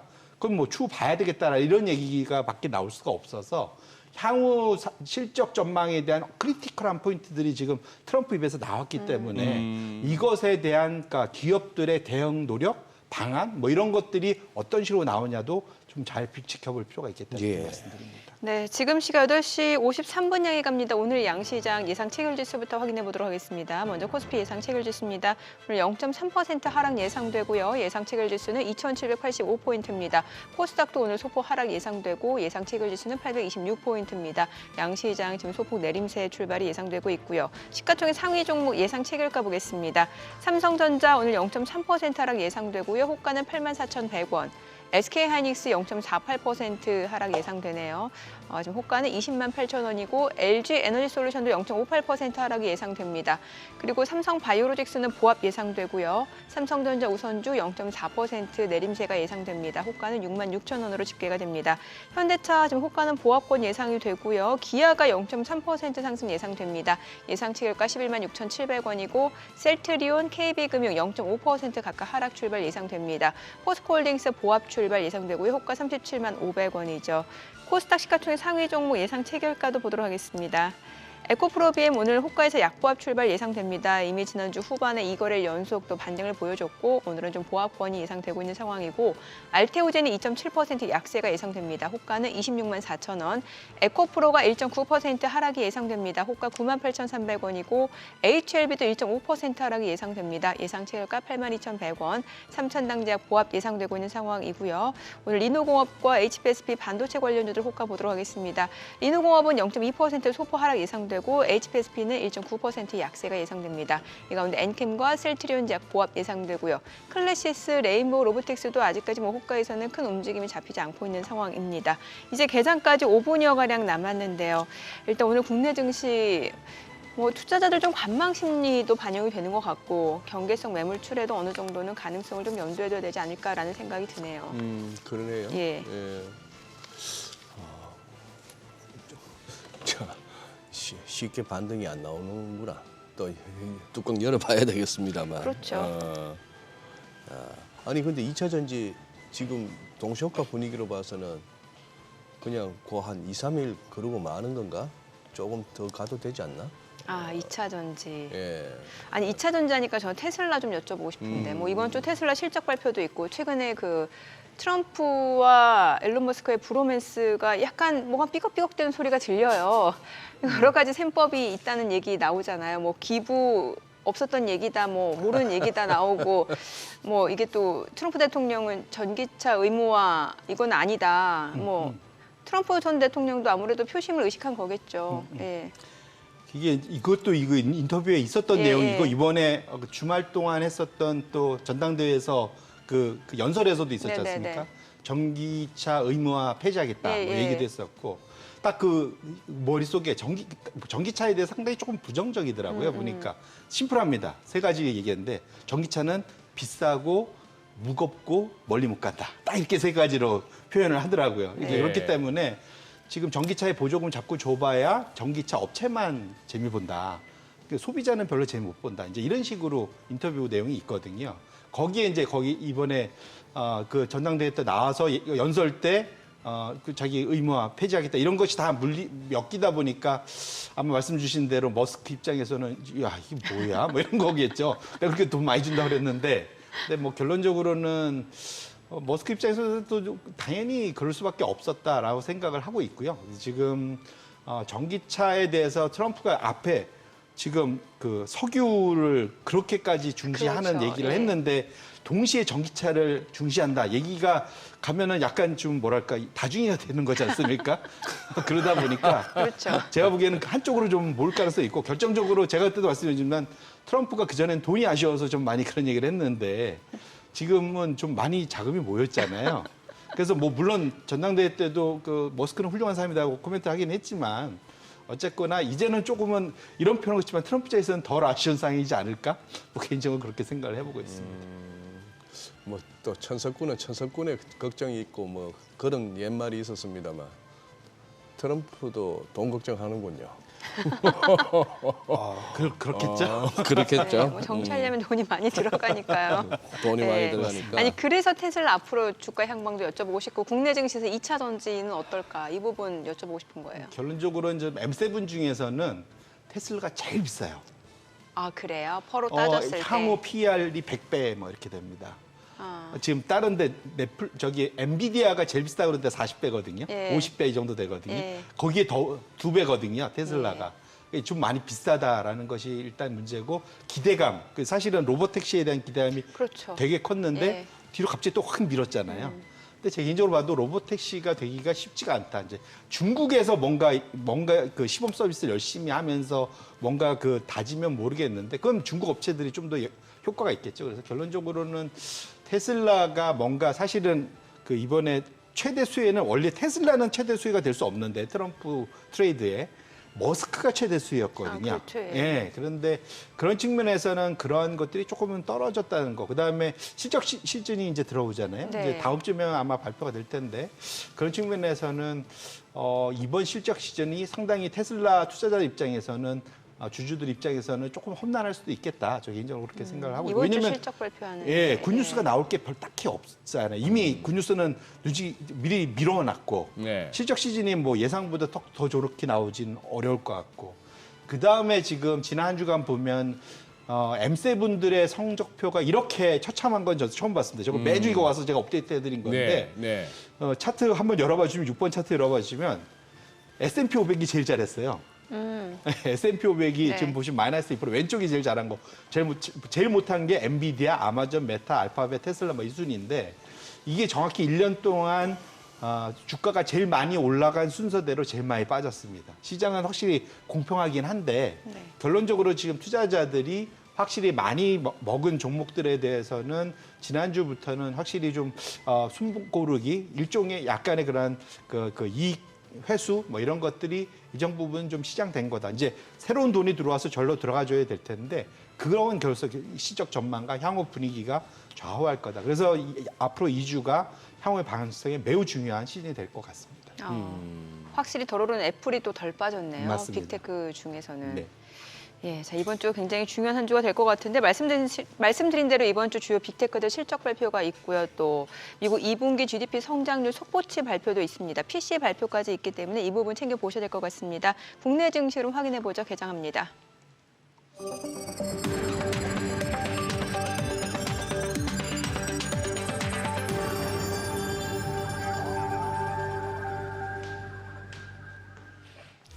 네, 7월 20일 월요일 국내 증시 개장했습니다. 지난주 뉴욕 증시 하락으로 마감이 됐고요. 전반적으로 미 대선과 관련해서 정치적 불확실성이 커지고 있는 상황입니다. 바이든 대통령 후보 사퇴 소식이 이어지면서 정치적 불확실성 계속해서 투자 심리를 압박하고 있는 양상이고요. 이 가운데 이번 주가 굉장히 중요한 한 주가 될 것 같습니다. 인플레이션을 확인할 수 있는 지표, 개인 소비 지출, PCE 발표도 예정이 되어 있고 2분기 GDP 성장률 속보치도 발표가 됩니다. 그리고 이제 지난 주말에 있었던 마이크로소프트 클라우드 먹통 대응과 관련해서 또 이번 주에는 마이크로소프트 뭐 실적 발표라든지 알파벳, 테슬라 실적 발표도 예정이 되어 있죠. 오늘 국내 증시 출발 지수 좀 확인해 보겠습니다. 양시장은 보합권 출발이네요. 지금 코스피가 2,790포인트, 코스닥도 827포인트입니다. 아직까지는 뚜렷한 방향성을 잡지 못한 채 지금 약보합 흐름을 연출해내고 있고요. 시가총액 상위 종목 시초가 보겠습니다. 삼성전자가 0.2% 소폭 상승합니다. 84,600원, SK하이닉스 소폭 내림세로 20만 9천 원이고요. LG에너지솔루션이 1.4% 떨어집니다. 34만 500원, 삼성바이오로직스가 0.7% 떨어집니다. 82만 9천 원, 삼성전자 우선주 보합이고요. 현대차가 강보합권으로 25만 9천 원이고 기아가 0.3% 올라갑니다. 11만 6,700원, 셀트리온 약보합으로 18만 7,800원이고요. KB금융은 0.4% 떨어집니다. 8만 4,400원, 포스코홀딩스도 0.4% 하락하네요. 36만 9천 원에 거래되고 있습니다. 코스닥 시가총액 상위 종목 시초가도 보도록 하겠습니다. 에코프로비엠이 1.7% 떨어집니다. 사흘 만에 하락으로 전환이 됐습니다. 19만 1,100원이고요. 알테오제는 0.74% 올라갑니다. 27만 3,500원. 에코프로가 1.6% 떨어집니다. 9만 8,700원. HLB는 보합이고요. 약보합권이네요. 8만 3,300원. 삼천당제약은 0.68% 올라갑니다. 19만 3,200원에 거래되고 있습니다. 셀트리온자 강보합권으로 9만 3,600원에 거래되고 있는 모습이고요. 엔캠이 1.5% 상승합니다. 19만 3,900원. 그리고 리노공업이 1.3% 약세 21만 6,500원, 클래시스가 0.9% 상승으로 전환이 됐습니다. 4만 8,950원, 레인보우 로보틱스는 0.3% 떨어집니다. 15만 5,500원에 거래되고 있습니다. 오늘 지난주 후반에 마리화나 대마 관련주들이 좀 움직임이 있었는데 오늘도 지금 상승을 보여줍니다. 지금 에머리지가 9% 강세 1,871원에 거래되고 있고요. 아이큐어도 3% 강세 2,830원이고요. 지금 오성첨단 소재 지금 8% 강세입니다. 1,770원에 거래되고 있는 상황이고요. 자, 그리고 NFC도 1.2% 상승, BL팜텍도 상승 흐름 보여주고 있고 지금 보시다시피 메디콕스 에머리지가 5%에서 9% 강세고 오성첨단 소재가 7% 강세입니다. 화일약품, 한국BNC 각각 3%에서 1% 상승 보여주고 있는 상황이고요. 가상자산 관련주들, 보안주들 움직임 좋습니다. 지금 갤럭시와 머니트리가 12% 급등합니다. 9,400원 선이고요. 우리기술투자도 7% 강세입니다. 9,040원. 그리고 하나투자증권도 4.3% 올라갑니다. 3,860원. 그밖에 위지트도 5% 강세 750원이고요. T사이언티픽도 2.5% 상승하고요. FSN도 강세입니다. 지금 보게 되면 에이티넘 인베스트먼트가 1% 이상 올라가고 있는 상황이고 다날이 1.5% 상승합니다. 자, 그리고 지금 뭐 IOK가 5.9% 강세 흐름 보여주고 있는 상황이고요. 오늘 가상자산 관련주들 흐름 좋고요. 보안주들도 흐름 좋습니다. 지금 모니터랩이 19%, 20% 급등을 합니다. 지금 센즈랩도 11% 이상 올라가네요. 8,730원. 라온 시큐어도 9% 강세. 시큐센도 4.6% 올라가고요. 지금 보게 되면 이스트소프트 그리고 안랩까지도 모두 상승세 이어지고 있습니다. 글쎄 이게 지난 주말에 있었던 IT 클라우드 서비스 관련해서 좀 보안주들 쪽이 다시 한번 이제 중요성이 부각이 되면서 움직임이 이어지지 않나라는 생각이 들고요. 오늘 STO 관련주도 흐름 좋습니다. 뭐 가상자산 관련주, STO 관련주 보통 같이 움직이기 마련인데 갤럭시와 SM이 8% 강세고요. 서울 옥션도 4% 이상 올라갑니다. 그리고 K옥션도 3% 이상 상승하면서 3,850원이고 핑거도 0.5% 소폭 상승세가 이어지고 있습니다. 오늘 뭐 갤럭시 SM, 갤럭시 머니터리 강세가 독보적으로 이어지고 있는 상황이고요. 뭐 사실 앞서 보셨던 뭐 보안 관련주가 이제 클라우드 컴퓨팅 관련주라고도 보셔도 될 것 같은데 클라우드 컴퓨팅 관련주로서는 이제 뭐 솔트웨어 7% 이상 올라가고요. 그다음에 파이오링크 4% 이상 올라가고 있는 상황이고요. 가비아도 4.5% 상승하면서 지금 15,410원에 거래되고 있는 상황입니다. 그리고 SOP 2.4% 상승 중이고요. 포니링크도 1% 상승합니다. KINX도 3.5% 상승하면서 81,300원에 거래되고 있는 상황이고요. 데이터 솔루션도 2% 이상 올라가네요. 오늘 뭐 IT 쪽, 보안주, 가상자산 관련주도 흐름 좋고요. 이 가운데 조선주들 다시 움직입니다. HD 한국조선해양도 3% 이상 올라갑니다. 지금 18만 원 선을 중심으로 등락이 거듭되고 있는 상황이고 HD 현대중공업도 1.58% 상승합니다. 16만 6,900원. 그리고 하나오션도 1.6% 올라가고요. 삼성중공업, HD 현대미포까지도 모두 상승 흐름 이어집니다. 그리고 우크라이나 재건 관련주들도 다시 움직임이 이어지네요. 지금 데모가 9% 상승합니다. 10,000원 선을 중심으로 등락이 이어지고 있고 지금 SG가 4.18% 올라갑니다. 그리고 현대 에버다임, 삼부토건 각각 5%에서 4% 이상 올라가고 SY 스틸텍도 지금 5.8% 상승합니다. 4,395원, 다산 네트워크스도 5.28% 상승하고요. 오늘 우크라이나 재건 관련주들 흐름도 좋습니다. 지금 시간 9시 6분 지나갑니다. 수급 상황 체크해 보도록 하겠습니다. 오늘 유가증권 시장에서 개인 투자자가 165억 원 순매수고요. 외국인과 기관은 각각 7억 원, 164억 원 순매도입니다. 코스닥에서도 개인 투자자 홀로 순매수입니다. 377억 원 순매수, 그리고 외국인과 기관은 각각 363억 원, 14억 원 매도 우위를 나타내고 있습니다. 환율 체크해 보도록 하겠습니다. 달러 환율 지난 금요일 오후 3시 30분 기준으로 지금 현재는 1원 40전 상승한 1,388원의 개장이 흐름이 이어지고 있습니다. 지금 환율은 다시 좀 올라가고 있는 상황이고 시장 전체적으로는 보합권이네요. 예, 그러네요. 확실히 뭔가 좀 모멘텀이 있는 섹터들이 움직여주고 있는 것 같아요. 뭐 가상자산이라든지 아니면 이제 보안 관련주, 또 우크라이나 재건 관련주. 예. 뭐 일주일은 됐고 기대도 안 하고 3일만 가주면 인정. 어떤 거요? 3일만 계속 가주면은 그 테마의 그 아. 논리로 사흘만 가주면은 예. 인정. 상당히 그 2차 전지 쪽에 대한 기대들이 많았는데 지난주 한 이틀 사흘 오르면서 지난주 후반에 좀 움직임이 좋았죠. 후반에 좀 움직이면서 그래 됐는데 그 석삼자 3세판이 고비네요.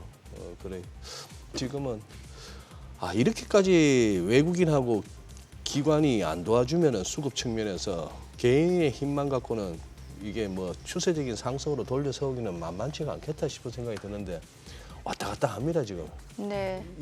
뭐 분초를 다투면서 계속 숫자가 막 바뀌네요. 수급 그렇죠. 동량도 그렇고 지수도 그렇고. 예. 지금 어떻게 보니까 결국 송 대표님 오늘 모두에 말씀하신 게 이제는 한바탕 이렇게 출렁임은 있었고 정치적 불확실성에 대한 것도 이것도 트럼프 후보에 대한 어떤 암살 시도도 겪어봤고 뭐 이제 바이든 대통령의 사태까지도 왔고 재밌지 않습니까? 그래도 저기 남은 임기 다 채우겠다는 데 대한 강력한 의지를 표명한 걸로 봐서는 제 짐작컨대 남은 임기 다 하려지 말고 지금 내려와라. 그리고 해리스 남은 임기 그냥 부통령이 그냥 대통령 대행으로 해서 하게 해서 훨씬 더 좀 TV 화면에 더 자주 나가게 해서 이렇게 했는데 내가 그것만큼은 못 하겠다네. 남은 거 다 할란다 이런 것 같아요. 느낌이. 제 느낌은. 오히려 뒤에서 행정 열심히 하고 부통령은 그 선거하러 선거운동하러 돌아다니게 하는 게 더 맞지 않을까요? 뭐 그럴까요? 뭐 그럴 수도. 아, 예. 그 이래저래 결국 이걸 갖다가 더 가느냐 마느냐는 지난 말씀하신다시피 4월 중순 하순 그때처럼 1분기 실적 갖고 결국 랠리 더 가도 돼 했던 것처럼 결국 이번에 숫자네요. 맞습니다. 예, 예. 그러니까 숫자와 전망. 숫자와 전망. 예. 근데 이 전망에 정치 변수에 대한 질문이 하나 더 얹혀진 거죠. 엄청 큰 변수가. 네. 트럼프가 대통령이 돼서 이대로 관세 또 내지는 대중 규제를 세게 할 때 너희들의 보관은 뭐냐라는 질문이 충분히 많이 나올 가능성이 높아서 아마 컨퍼런스 콜에서 많은 질문이 그게 아닐까 이렇게 개인적으로 생각해 봅니다. 네. 네, 지금 트럼프 전 대통령 당선 확률이 어느 정도로 지금 변하고 있나요? 뭐 그 가장 주말 동안 제가 체크해 보니까 한 61%, 제일 많이 왔을 때가 67 정도였었는데, 예, 61 정도였고 아마 이건 또 지금 이번에 아마 업데이트가 이번 주에 되면 또 변동이 좀 있을 것 같아요. 근데 네네. 지금은 상당히 엄청 격차가 커 보이는데 어차피 미국은 결국은 아슬아슬한 소위 그 스윙 스테이트라는 네. 경합주에서의 싸움이기 때문에 그것이 남은 한 몇 개월, 11월까지 이제 얼마 안 남았습니까? 지금 7, 8, 9, 10, 한 4개월, 그러네요. 4개월도 안 남은 얼마 안 상태라서 남았어요. 그 기간 동안 얼마나 지금 민주당과의 그런 경합주에서 승리, 지금까지는 확실히 경합주에서 바이든을 앞섰었습니다. 트럼프가. 그랬는데 그것이 해리스가 올라오면서 이것이 어느 정도 좀 변화가 있을 거냐. 에 대해 포인트. 근데 결국은 제 경험에도 51대 49였었기 때문에 항상 마지막은. 그래서 끝까지 한번 뚜껑을 좀 열어봐야 되겠다 이렇게 말씀드립니다. 예. 끝까지 뚜껑을 열어봐야 되겠다. 하하. 아니요. 예. 이번 주 또 개인 소비 지출 발표도 있잖아요. 예, 연준은 어떤 행보를 보일지도 궁금해요. 사실은 PC는 어찌 보면 PPI 발표가 돼서 예. 이제는 워낙 그 사이에 많이 경제학자들이 틀려갖고 이번에는 잘 맞출 것 같아요. 네네네. 뭐 대략 한 2.6 뭐 이 정도 전후에서 나올 것 같은데 그래서 예상 수준으로 나올 것 같다 뭐 이런 정도고요. 오히려 이번에 또 트럼프가 인터뷰하면서 재밌는 얘기를 했습니다. 그 전에는 자기 임기 때는 파월을 시진핑보다 더 큰 적이라고까지 얘기를 했던 거 기억하실지 모르겠는데 자기가 짧게다만 엄청 얘기했었잖아요. 근데 다시 말 바꿨잖아요. 예. 이번에는 트럼프 파월이 옳은 일을 하면 자기는 그냥 임기 다 그렇죠. 선심 쓰듯이 예. 임기를 다 마치게 하겠다. 법적으로 제가 알기로는 대통령이 끌어낼 방법이 없는 걸 알고 있는데 아무튼 어쨌든 그 얘기를 했고 두 번째가 뭐냐면 대신에 선거 때까지 금리 인하는 반댈세 얘기를 그러게요. 확실하게 했습니다. 그런데 중요한 거는 JP 모건 CEO도 고려한다. 이거 재무장관에 이런 얘기도 했는데 그러면 연준이 확실하게 그 남은 기간 동안 영향을 받을 거냐가 제일 우리 입장에서는 궁금한 거잖아요. 근데 그래서 히스토리를 제가 갖고 와봤습니다. 이게 거의 한 70여 년 역사상 16번의 그런 17번의 대선이 있었습니다. 70여 년 역사상. 그중에 한 해만 빼고 2012년 제로금리 처음 내리고 한 해만 빼고는 매번 대선 있던 해에 금리를 인상하거나 인하했다는 거죠.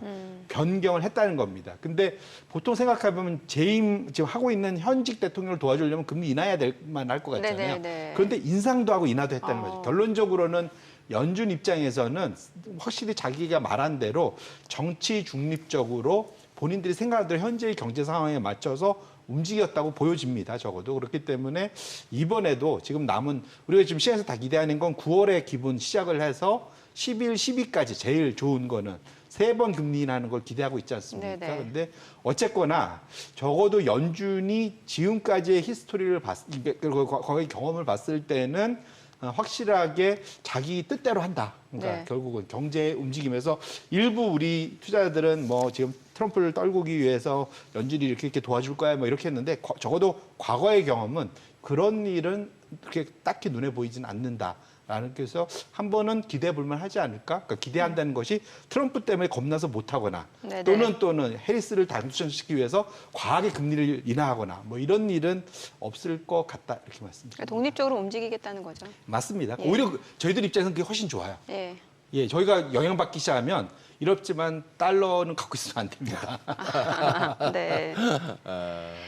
최근에 네. 그 글로벌 펀드 매니저들을 상대로 설문조사를 진행한 그 유의미한 결과가 있다면서요. 때마침 이번 주 뭐 2분기 GDP 성장률 속보치도 발표가 되는데. 네, 맞습니다. 이게 왜 의미가 있냐면 그러니까 전 세계 글로벌 그러니까 뱅크 오브 아메리카 그 워런 버핏이 사랑하는 뱅크 오브 아메리카에서 이제 매달 예. 설문조사 하는데 이게 의미 있는 바가 뭐냐면 향후 전 세계 경제 성장률이 어떻게 될 거냐, 당신네들의 전망이 뭐냐.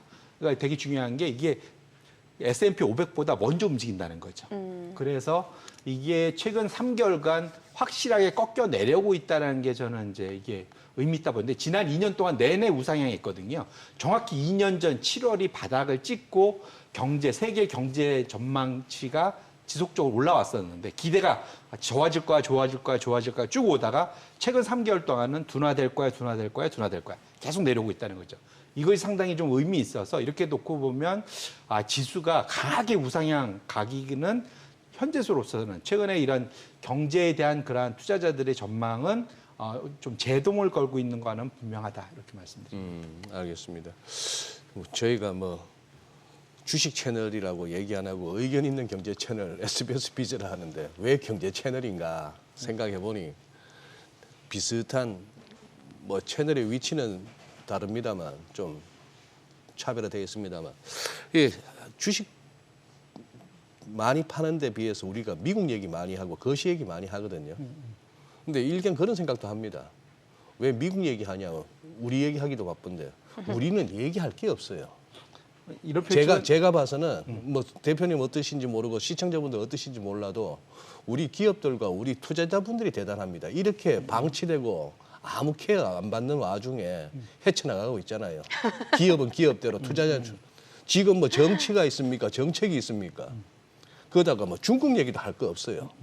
3중전에 마쳤는데 이렇게 알맹이 없고 뭐 내용도 없고 시주석 안 보인 지 한참 됐고 또 무슨 뭐 이쪽에 뭐 내추럴 루머도 돌고 뭐 이런 와중에 미국 얘기 말고는 할 게 없네요. 반대로 얘기하면 또 그만큼 미국의 그런 변수들이 시장에 많은 영향을 미치니까. 이게 왜냐하면 전 세계에서 GDP에서 차지하는 비중은 뭐 30%가 좀 안 되지만 금융 자산에서는 70%가 넘거든요. 그러니까. 그러다 보니까 당연히 미국이 움직이는 것에 대해서 영향을 안 받을 수 없는 건 우리가 뭐 이렇지만 우리는 기본이고 뭐 유럽이든 일본이든 중국이든 다 영향받지 않습니까? 네. 그렇기 때문에 우리가 미국을 열심히 볼 수밖에 없는 상황이다 이렇게 보셔야 될 것 같습니다. 네. 알겠습니다. 오늘 내용 잘 들었습니다. 네, 고맙습니다. 고맙습니다. 네, 저희 방송 중에 전해드린 내용과 관련해서 더 다양한 정보 원하시는 분들은 카카오톡 채널에서 크존 검색하셔서 친구 추가하시면 다양한 정보 확인해 보실 수 있으니까요. 참고해 보시기 바랍니다. 최근 외국인 어떤 리포트 관심 있게 보는지 확인해 보겠습니다.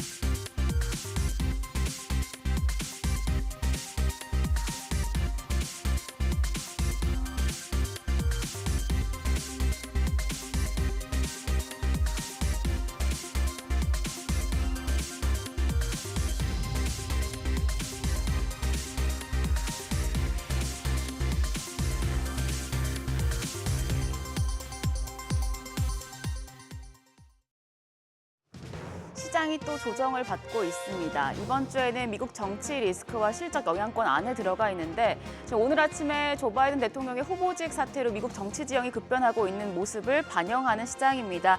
양지수 모두 내리고 있는데요. 코스피 0.3% 마이너스권으로 2,786선에서 전개됩니다. 코스닥도 오늘은 0.43% 마이너스 825선 지나가고 있습니다. 수급 상황 보겠습니다. 유가증권 시장에서는 오늘도 양 매도가 나옵니다. 기관이 356억 원, 외국인이 184억 원의 팔자 포지션 취하고 있고요. 개인 홀로 648억 원 사자세 보여주고 있습니다. 코스닥 시장 매매 동향입니다. 코스닥 시장에서도 양 매도가 나옵니다. 외국인이 478억 원의 매도 우위, 기관도 56억 원 순매도하고 있고 여기서도 개인 홀로 522억 원 사자 포지션 취하고 있습니다. 업종별 등락률 확인하시죠. 오늘은 화장품과 가정용 기기와 용품 업종 올라갑니다. 더불어서 건축 제품 업종도 강세 나타내고 있습니다. 반면에 전기 제품과 화학, 전자장비와 기기 업종은 약세 기록 중입니다. 그럼 시장을 주도하는 테마 종목별 시세 체크하겠습니다. 오늘도 마리화나 대마 관련주가 올라갑니다. 바이든 대통령 후보 사태로 민주당 대통령 후보로 카멀라 해리스 부통령이 유력한 상황인데요. 대마 관련주가 카멀라 해리스 관련주로 엮이면서 시세를 내고 있습니다. 장 초반 대비해선 탄력도가 조금 떨어진 모습이긴 하지만 우리 바이오가 6.53% 상승하면서 4,160원에 거래되고 있고요. 오성 첨단 소재가 2.39% 플러스권으로 1,670원. 아이큐어도 5% 가까이 올라갑니다. 거래가 2,880원으로 집계되고 있습니다. 에머리츠입니다. 5.06% 강세로 1,806원. 더불어서 화일약품도 강세 나타내고 있습니다. 보안주도 상승세가 이어집니다. MS 클라우드 서비스 먹통 사태로 보안에 대한 경각심이 확대된 영향인데요. 보안주 중에서는 모니터랩이 20% 가까이 급등 중입니다. 5,090원에 거래되고 있고 SGA 솔루션주도 현재 시세를 분출하고 있습니다. 17.7% 급등, 거래가 643원. 센즈랩이 11% 넘게 올라갑니다. 8,670원에 거래되고 있고요. 라온시큐어가 9.1% 강세로 2,395원. K사인이 7.7% 올라가면서 1,147원 선에서 거래되고 있습니다. 가상자산 관련주도 강세 기록 중입니다. 바이든 미국 대통령의 대선 후보 사태로 비트코인이 6만 8천 달러를 돌파하는 등 현재 가상자산 시장이 요동치고 있는데요. 이 영향으로 현재 SGA 솔루션즈 역시나 17.7% 급등세 기록 중이고요. 갤럭시와 머니트리가 15% 가까이 올라갑니다. 9,630원에 거래되고 있습니다. 우리기술투자도 7.34% 플러스권입니다. 거래가는 9,060원. 위지트가 4.07% 상승 중이고요. 에이티넘 인바스트 역시도 2.1% 상승하면서 2,665원 선에서 전개되고 있습니다. 마지막으로 조선주 보겠습니다. 조선주도 오늘 흐름이 좋습니다. 트럼프 재집권 시에 중국 견제가 강화되면서 수혜를 볼 것이란 기대가 큰데요. 특히 중국 조선사가 강점을 지닌 메탄올 선박 물량이 줄어들면서 국내 조선사가 이 부분에서 반사이익을 볼 것으로 예상이 되고 있습니다. 조선주 중에서는 HD 한국조선해양이 5.1% 강세 기록 중입니다. 거래가 18만 3천 원이고요. HD 현대중공업도 3% 넘게 올라갑니다. 16만 9,400원에 거래되고 있습니다. HD 현대미포 3.5% 강세로 거래가 10만 400원. 하나오션도 3% 가까이 강세 나타내고 있는데요. 현재 3만 1,000원 선에서 집계가 되고 있습니다. 또 역시나 삼성중공업입니다. 1.61% 상승하면서 1,730원 나타내고 있습니다. 오늘 시장은 전반적으로 약하고 잘 올라가는 종목만 올라가는 종목 장세가 보여지고 있는데요. 그렇다면 오늘 장에서 눈여겨볼 업종 어떤 게 있을지 시장 대응 전략까지 알아보겠습니다. 오늘은 크라우드 에셋 김현호 전문가 나오셨습니다. 어서 오세요. 안녕하세요. 네, 지난주에 트럼프 리스크로 시장 변동성이 굉장히 큰 한 주였습니다. 이제 이번 주 들어서는 주요 기업들의 실적 발표가 예정이 돼 있는데 시장에서 이 부분에 따라서 반등 기대감도 커지고 있는 것 같아요. 관련 내용부터 짚어볼까요? 네, 일단 먼저 지난주에는 관세부가 그 바이든 친환경 정책 비판 등의 이런 트럼프 리스크가 부각이 되면서 2차 전지 업종의 약세와 이런 기업들의 실적 경계감에 차익성 매물이 출회가 되면서 트럼프 후보의 발언에 따라서 업종 차별로서 증시 또한 조금 부진한 흐름이 이어졌었는데요.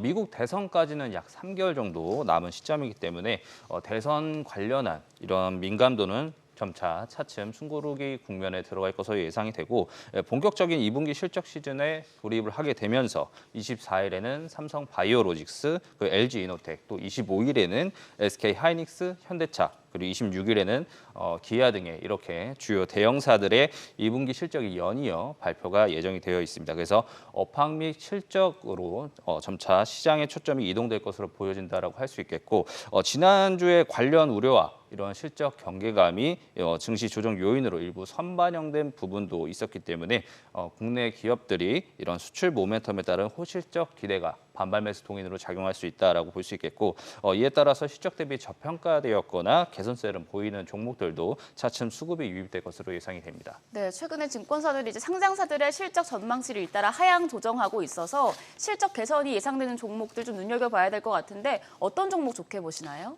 먼저 지난주에 특징주로 부각됐던 한서울 아이원스를 말씀을 드리고 싶은데요. 지난주 부진한 장세에서도 2분기 실적 공개 이후에 약 14% 이상 반등세를 보이면서 낙폭 과대에 따른 반발 매수세가 유입이 되는 흐름을 보였습니다.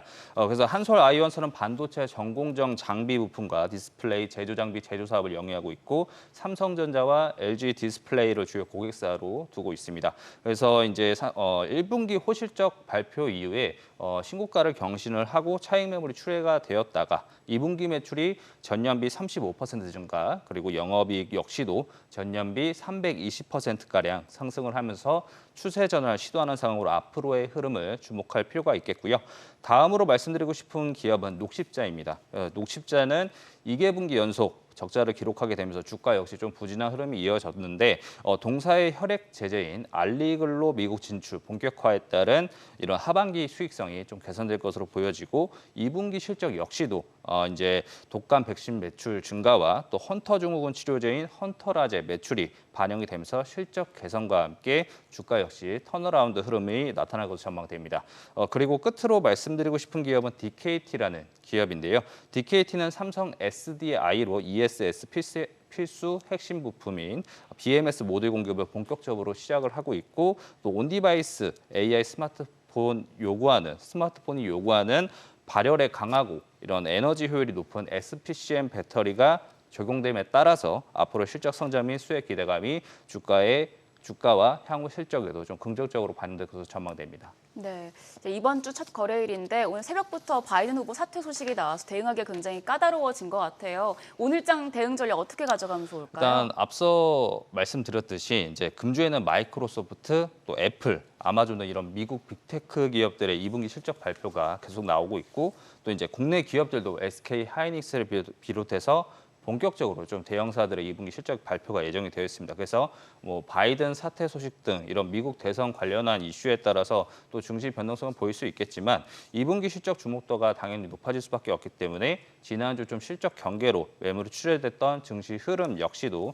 좀 우려를 소화해 가면서 실적 결과에 따른 업종별 순환 매수 좀 반등을 모색할 것으로 좀 전망이 되는데요. 이에 따라 업황 및 실적 개선이 예상되는 낙폭 과대 업종 및 종목들을 유심히 살펴갈 필요가 있겠습니다. 네, 지금까지 업종과 대응 전략 알아봤습니다. 전문가님 오늘 말씀 고맙습니다.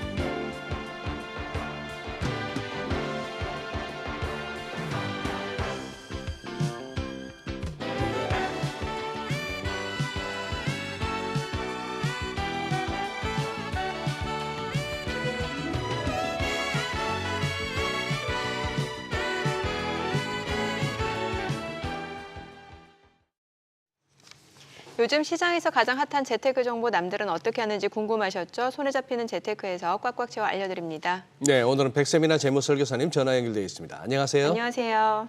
네, 안녕하세요. 네, 오늘 어떤 재테크 소식인가요? 주식시장 변동성이 커지면서 고금리 파킹 통장이 다시 재테크 쪽에 눈길을 끌고 있습니다. 파킹 통장을 활용하면 자유롭게 입출금을 할 수 있고 하루만 맡겨도 이자를 받는 등 쏠쏠한 재미를 볼 수 있는데요. 오늘은 파킹 통장에 대해 짚어드리도록 하겠습니다. 네, 특히 최근 금융시장 불확실성이 커지면서 이제 안정적으로 자금 관리가 가능한 일반 예금에 관심이 쏠리고 있다고 하는데 한 달 동안 24조 원이 넘는 돈이 몰렸다면서요. 네, 그렇습니다. 지난달 5대 시중은행의 수시 입출금식 저축성 예금과 요구불 예금 잔액은 전월 대비 24조 7,262억 원 증가한 638조 8,317억 원으로 집계되었는데요. 예적금 금리가 떨어지는 상황에서 기존의 주식과 같은 투자처로 갔던 여유 자금들이 금융시장의 불확실성이 커지면서 수시 입출금식 저축성 예금으로 가는 경향을 보이고 있는 것으로 풀이됩니다. 네, 한 달 사이에 24조라. 적지 않은 돈입니다. 아마 주식하시는 분들 저 돈 그냥 주식시장 들어오면 좋을 텐데 하시겠습니다만. 자, 이제 파킹. 그야말로 이제 주차하듯이 자유롭게 돈을 이제 넣고 뺄 수 있다. 이게 파킹 통장의 장점인데 최근에 그러면은 4%대 금리도 나왔다고요? 네, 맞습니다. 최근 SC제일은행은 최고 연 4%의 금리를 제공하는 SC제일 하이 통장을 선보였는데요. 기본금리 0.1%의 우대금리를 최고 3.9%포인트까지 제공하고 있습니다. IBK 기업은행 역시 머니박스를 선보였는데요.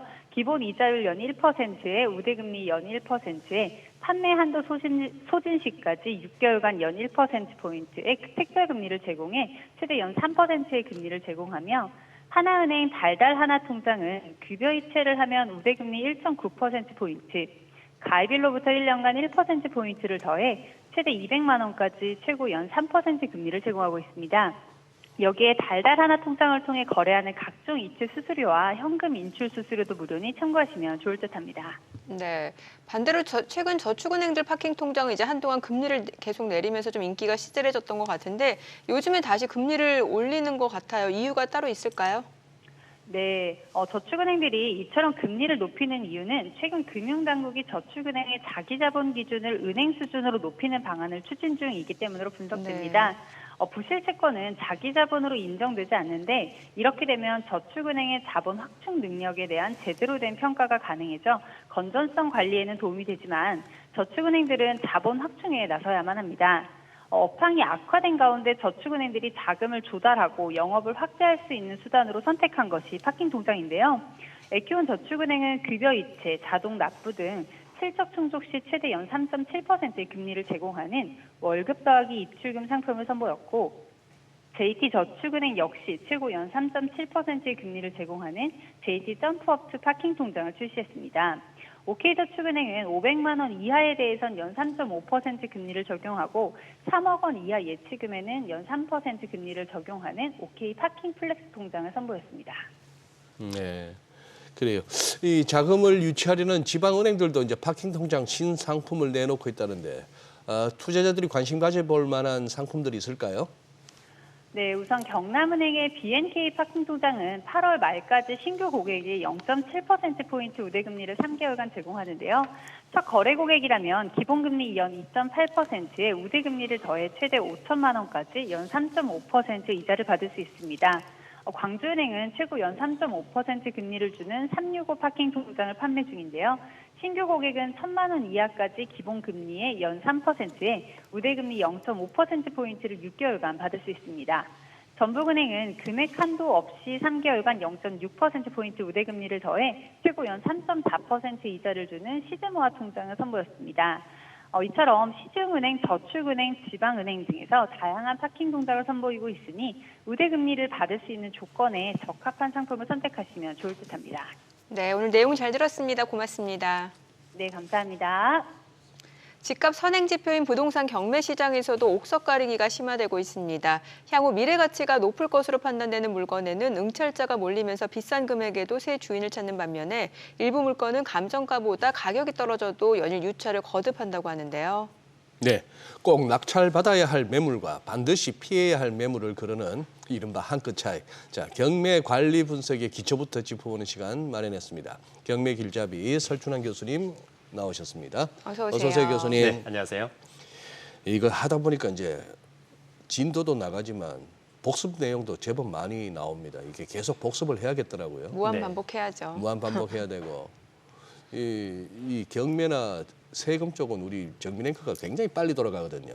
빨리 돌아가는데도 살짝 보면 아까 교수님 착석하시자마자 경매 공부 좀 하러 가시겠다고 이게 이게 월요일 한 번 갖고는 TMI 아닙니까? 월요일 한 번 갖고는 안 되는 것 같아요. 계속 공부 복습해야 되겠습니다.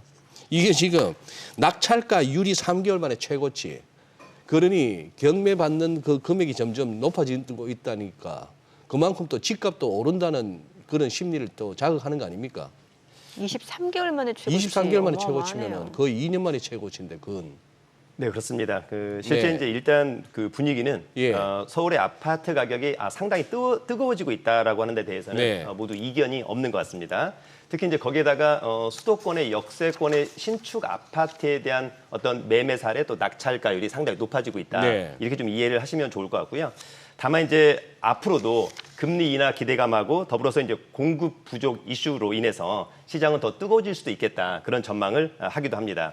그런 가운데 최근에 서울의 이제 아파트 경매 시장을 좀 보니까 특히 신축이나 선호도가 높은 지역들의 낙찰가율이 100%를 넘는 경우가 상당히 많이 증가하고 있다라고 하는 점이 상당히 눈에 띄는데요.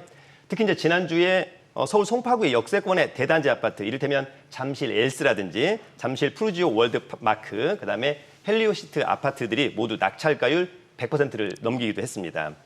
특히 제가 이제 한 1년 전만 하더라도 이 방송에서 예. 서울, 경기, 인천 수도권에 2번 유찰된 아파트가 상당히 많았다. 예. 네. 그러나 지금은 거의 없다. 이것이 얼마만큼 시장이 좋아지고 있다라고 하는 것을 반증하고 있다라고 이해하시면 좋을 것 같습니다. 벌써 예. 교수님하고 이 시간 통해서 경매 시장 분위기 달라지는 거 느껴지거든요. 네. 그렇게 말씀하신 게 작년만 하더라도 1년 전만 하더라도 뭐 몇 유찰이 여러 번 있다 이랬었지 않습니까? 맞습니다. 작년 1, 2월 달만 하더라도 네. 서울에서 3번 유찰된 아파트가 있었거든요. 그러니까. 지금은 서울에서 2번 유찰된 아파트가 거의 없는 거니까. 거의 없다. 예, 그러게요.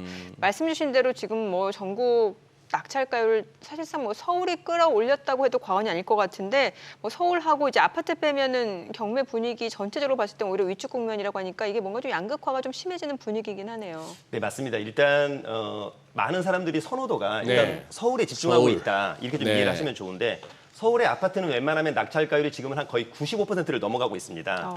반면에 제가 이제 얼마 전에 다녀온 인천의 청라, 검단, 송도, 영종도 같은 경우에는 이를테면 이제 입지가 좀 좋은 데라고 좀 보이는데 네네. 그런데 신축 아파트라고 한다면 낙찰가율이 90%를 넘기는 경우도 있지만 예. 그 외의 나머지 지역 그리고 이를테면 경기도하고 세종, 부산 같은 경우에도 어찌 보면 신축의 역세권을 제외한 나머지 지역은 거의 낙찰가율이 한 80% 또는 80% 밑에 있는 경우도 상당히 많다라고 하는 점을 좀 이해를 하시면 좋을 것 같고요. 앞서 얘기한 것처럼 경매로만 놓고 본다라고 하더라도 예. 서울, 경기, 인천의 신축의 역세권의 대단지 아파트들의 낙찰가율이 상당히 좋다. 그만큼 신축에 예, 역세권에 대단지에 거기에 하나 더하면 이제 브랜드 같은 경우 네. 예, 그런 것이 좋다라고 한다면 낙찰가율이 상당히 높은 편이고요. 반면에 이제 구축, 중소형 단지, 역세권이 아닌 아파트들의 인기는 상당히 낮은 편이다. 더불어서 아파트를 제외한 빌라나 단독 다가구 또 상가 등의 낙찰가율은 오히려 80%를 넘지 못하는 경우도 상당히 많고요. 우리 이제 아파트 같은 경우에는 웬만하면 입찰 경쟁률이 지금 10대 1을 넘어가고 있거든요. 네네. 근데 이런 물건들은 오히려 입찰 경쟁률이 3대 1을 넘어가지 못한다. 그만큼 선호도가 높지 않다. 양극화 현상이 좀 더욱 짙어지고 있는 것 같습니다. 예, 그래요. 지금 또 이제 똘똘한 한 채 열기 이게 다시 불어오면서 이제 강남 아파트들이 이제 경매 시장에 나오면은 뭐 바로 그 비싼데도 불구하고 그러게요. 낙찰되는 분위기. 그런데 교수님께서는 저 묻지마 낙찰은 조심하라고 하셨는데. 네. 예. 일단 내 집 마련을 지금이라도 하고 싶다. 네, 이런 네. 실수요자 입장에서는 뭐 지금이라도 낙찰을 받는 것은 네. 타당해 보이는데 한편으로는 내가 지금이라도 이를테면 부동산을 낙찰받아서 예. 상당한 수익을 거두겠다라고 하는 것은 조금 시장이 불확실하기 때문에 조금 보수적으로 접근을 해야 되지 않을까 그런 생각을 한번 해보기도 하고요. 다만 이제 또 부동산 종목에서도 어떤 것을 좀 투자해야 되는지 여부를 또 잘 판가름 좀 해야 될 것 같습니다. 네. 앞서 얘기한 것처럼 아파트나 이런 것들은 투자 종목으로서도 상당히 좋습니다만 아파트가 아닌 이를테면 뭐 빌라라든지 또는 뭐 지산이라든지 이런 것들은 예. 무조건 그냥 싸다라는 이유만으로 낙찰을 받아서는 추 매매 차익을 거둘 수 없다. 이런 부분들도 한번 좀 고민을 하시면 좋을 것 같고 또 하나는 실제로 이제 부동산 경기가 더욱 좋아지려고 한다면 실물 경기도 좀 좋아져야 될 것 같고요. 그다음에 이제 유동성이 풍부해져야 될 것 같은데 과연 실물 경기가 좋아질 거냐 여부도 좀 정해야 될 것 같고 마지막으로 이제 경매에서는 좀 권리 분석에 대한 네네. 문제가 있는 물건도 있을 수 있기 때문에 네. 권리 분석도 좀 잘 해야 된다라고 하는 점을 좀 말씀드리고 싶습니다. 네. 권리 그러니까 분석. 결국에는 권리 분석이 핵심이라는 건데 이게 왜 중요한지도 설명을 다시 한번 해주세요. 네, 일단 권리 분석이라고 하는 것은 우리가 이제 공부상 물건상 하자가 있는지 여부를 분석하는 겁니다. 네. 쉽게 얘기하면 낙찰자가 낙찰을 받고 추가로 떠안을 등기부상의 하자가 있는가, 네. 또 추가로 떠안을 선순위 임차인이 있는가 이런 부분들이 상당히 중요합니다. 우리가 이제 실제 일반 매매를 하게 되면 등기부를 발급받아서 어떤 내가 하자가 있는지 여부 확인하고 또 임차인 뭐 이를테면 또 하자 여부를 확인하는 건데 네. 경매도 일반 매매랑 똑같습니다. 또 하나 중요한 것은 권리 분석에서 중요한 것은 나중에 이제 경매에서 네네. 권리 분석에 하자가 있다라고 한다면 모두 낙찰자가 책임을 져야 된다라고 하는 그런 부분이 있는 거거든요. 네. 우리가 이제 일반 매매 같은 경우에는 나중에 문제가 생겼을 때 매도인한테 손해배상을 청구할 수 있는데 네. 경매 같은 경우에는 낙찰받고 돈 내고 어떤 하자가 추후에 발견됐을 때 손해배상을 청구할 수 있는 것이 좀 많이 부족하다라고 하는 점. 네, 그래서 우리가 이제 경매에서 입찰할 때 권리 분석은 매각 물건 명세서라고 하는 게 있거든요. 그래서 그 서류를 보고 여러분들이 좀 꼼꼼하게 권리 분석을 잘 체크해야 된다. 이렇게 좀 말씀을 드리고 싶습니다. 네. 좌우지간 그 교수님 말씀 듣다 보니까 결국 이제 경매로 집 낙찰 받으면서 내가 떠안아야 할 문제가 있느냐 없느냐 이걸 따져보라는 말씀. 네, 맞습니다. 네. 말소 기준 권리. 요거 다시 좀 한번. 지금 화면에 좀 전에 나왔는데 빨간색으로 표시가 되어 있었어요. 네. 예. 말소기준 권리라고 하는 것은 뭐냐면 네. 일단 우리가 이제 경매에서 낙찰자가 낙찰받고 예. 돈 예. 내면 예. 무엇은 떠안고 무엇은 떠안지 않는다의 기준이 되는 권리를 우리가 이제 말소기준 권리라고 합니다. 말소라는 것은 말소됐으면 내가 떠안지 않아도 되는 거죠. 네, 그렇습니다. 그 말이죠. 네, 그렇습니다. 네. 그래서 이제 우리가 저 말소 기준 권리가 될 수 있는 6가지 권리가 있거든요. 네. 그게 이제 우리가 흔히 얘기하는 뭐 근저당권, 뭐 저당권, 가압류, 예. 압류 뭐 이런 게 있는데 예. 그 중에 등기부상에 가장 먼저 기재가 된 것이 우리가 그 사건의 말소 기준 권리다. 그래서 먼저 그 사건의 말소 기준 권리를 찾고요.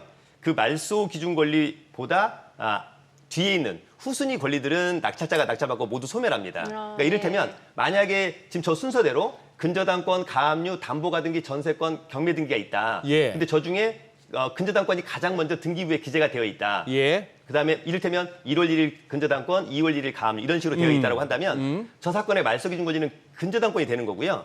저 근저당권이 저 사건의 말소 기준 권리가 되고 낙찰자가 낙찰받고 돈 내면 저 말소 기준 권리 포함해서 뒤에 있는 권리상의 하자들은 누가 협의할 필요 없이 법률상 모두 소멸한다. 이렇게 이해를 하시면 될 것 같습니다. 그렇군요. 네. 소장님 표정이. 저는 이해가 잘 안 됐네요.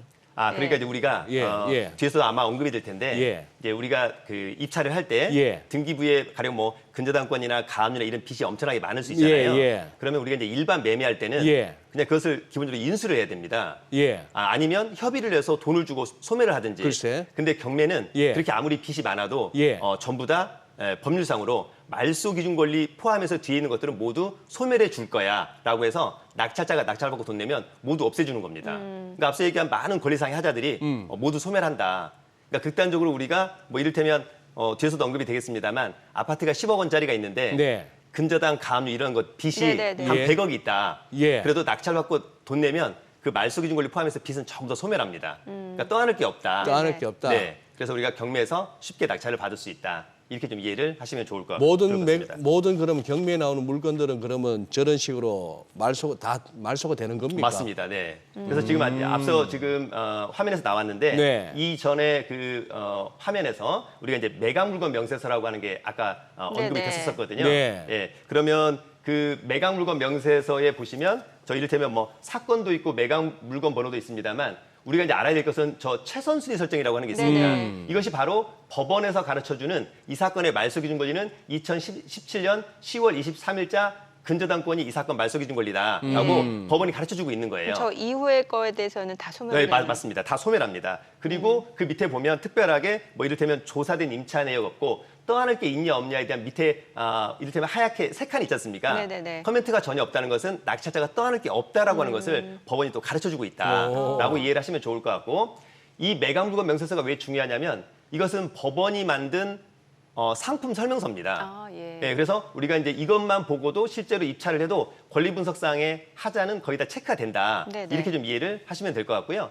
또 하나 이 매각 물건 명세서는 아무 때나 볼 수 있는 것은 아니고 매각기일이 일주일 남았을 때부터만 볼 수 있다. 그러니까 만약에 오늘이 월요일이지 않습니까? 예. 근데 만약에 입찰기일, 즉 매각기일이 다음 주 화요일이다. 네. 그러면 지금은 볼 수 없습니다. 내일 볼 수 있어요. 맞습니다. 일주일이 더 남았으니까. 그러니까 만약에 다음 주 월요일이라면 오늘 월요일 7일 남았기 때문에 저 매각 물건 명세서를 볼 수 있고요. 아까 그 매각 물건 명세서 1페이지였고 이게 2페이지였는데 네. 이제 많은 우리 시청자 여러분들이 혹시 이번에 이를테면 8월 27일 날 5억 1,920만 원에 입찰을 하는데 혹시 저때 유찰되면 다음에는 언제 할까?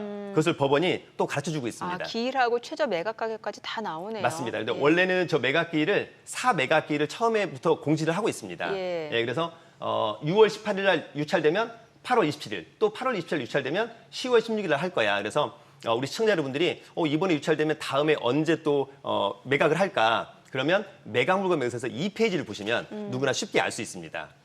내 자금 상황까지 고려해서 저런 것까지 다 체크를 해보면 좀 맞습니다. 계획적으로 해볼 수가 있겠네요. 네네. 그 말씀해주신 내용 보면 뭐 근저당이라든지 어떤 빚, 쉽게 말해서 빚, 부채 이거는 좀 떠안을 필요가 없을 것 같은데 네. 뭐가 또 좀 주의할 필요가 있는 건가요? 아니, 그 교수님 말씀 듣고 나면은 경매 관련해서 뭐 걱정할 게 없는 것 같은데요. 근데 실제로 우리가 예. 이제 만약에 공부 삼아서 네. 권리분석을 많이 공부합니다만 네. 실제로 우리가 권리분석상에 하자가 있는 물건이 거의 없는 편입니다. 네네. 그러니까 한 뭐 100건 중에 한두 건이 있을까 말까라고 예. 하는 점. 예. 그래서 이제 우리가 일반 매매에서는 앞서 얘기한 것처럼 뭐 등기부상의 하자, 네. 또 임차인을 다 인수하는 것이 원칙입니다만 경매 같은 경우에는 기본적으로 이제 소멸주의에 의해서 모두 소멸된다. 지금 이제 화면에서 제가 이거 하나만 좀 설명 좀 드려보도록 하겠습니다. 네. 지금 일반 매매 대 경매 뭐가 다를까? 자, 먼저 아파트 10억 원짜리가 있는 거지 않습니까? 예. 근데 왼쪽에 보면 일반 매매를 합니다. 그러면 먼저 등기부에 3월 4일 근저당권 4억이 설정돼 있고요. 이제 이것이 이 사건의 말소 기준 권리입니다. 그 말소 기준 권리. 제일 먼저 설정된 거. 맞습니다. 그 말소 기준 권리가 될 수 있는 6가지 권리 중에 가장 먼저 등기부에 기재가 됐다라고 해서 예, 우리가 예. 그 사건의 말소 기준 권리 3월 4일자 근저당권 4억. 그다음에 이제 4월 5일 날 임차인이 4억에 들어왔나 봅니다. 그리고 4월 7일 근저당권 3억, 가압류 5억, 가압류 4억, 압류 3억. 그러면 아파트 10억 원짜리에 지금 부채가 23억 원 있는 거지 않습니까? 예. 그러면 저런 아파트는 일반 매매로 팔리기 어렵습니다. 사는 사람이 없습니다. 왜냐하면 저거 사봤자 그냥 깡통이지 않습니까? 예. 제가 만약에 저 아파트를 소장님한테 공짜로 주겠다. 소장님 소유권 이전 등기 하세요라고 했었을 때 잘 모르는 사람은 등기를 해갈 수 있습니다만 그렇지 않은 분들은 등기해서 저 23억을 덮어 쓰는 거예요. 맞습니다. 다 떠안는 거니까 아무 의미가 없는 거지 않습니까? 자, 반면에 오른쪽에 보시면 이제 경매지 않습니까? 네. 이걸 만약에 경매로 한다라고 한다면 3월 4일자 근저당권 4억이 말소 기준 권리가 됩니다. 네. 따라서 지금 거기는 표시가 안 됐습니다만 3월 4일 근저당권부터 밑에 있는 것이 전부 다 소멸합니다. 소멸되는 거예요. 그래서 낙찰자가 떠안을 게 하나도 없는 겁니다. 그러네요.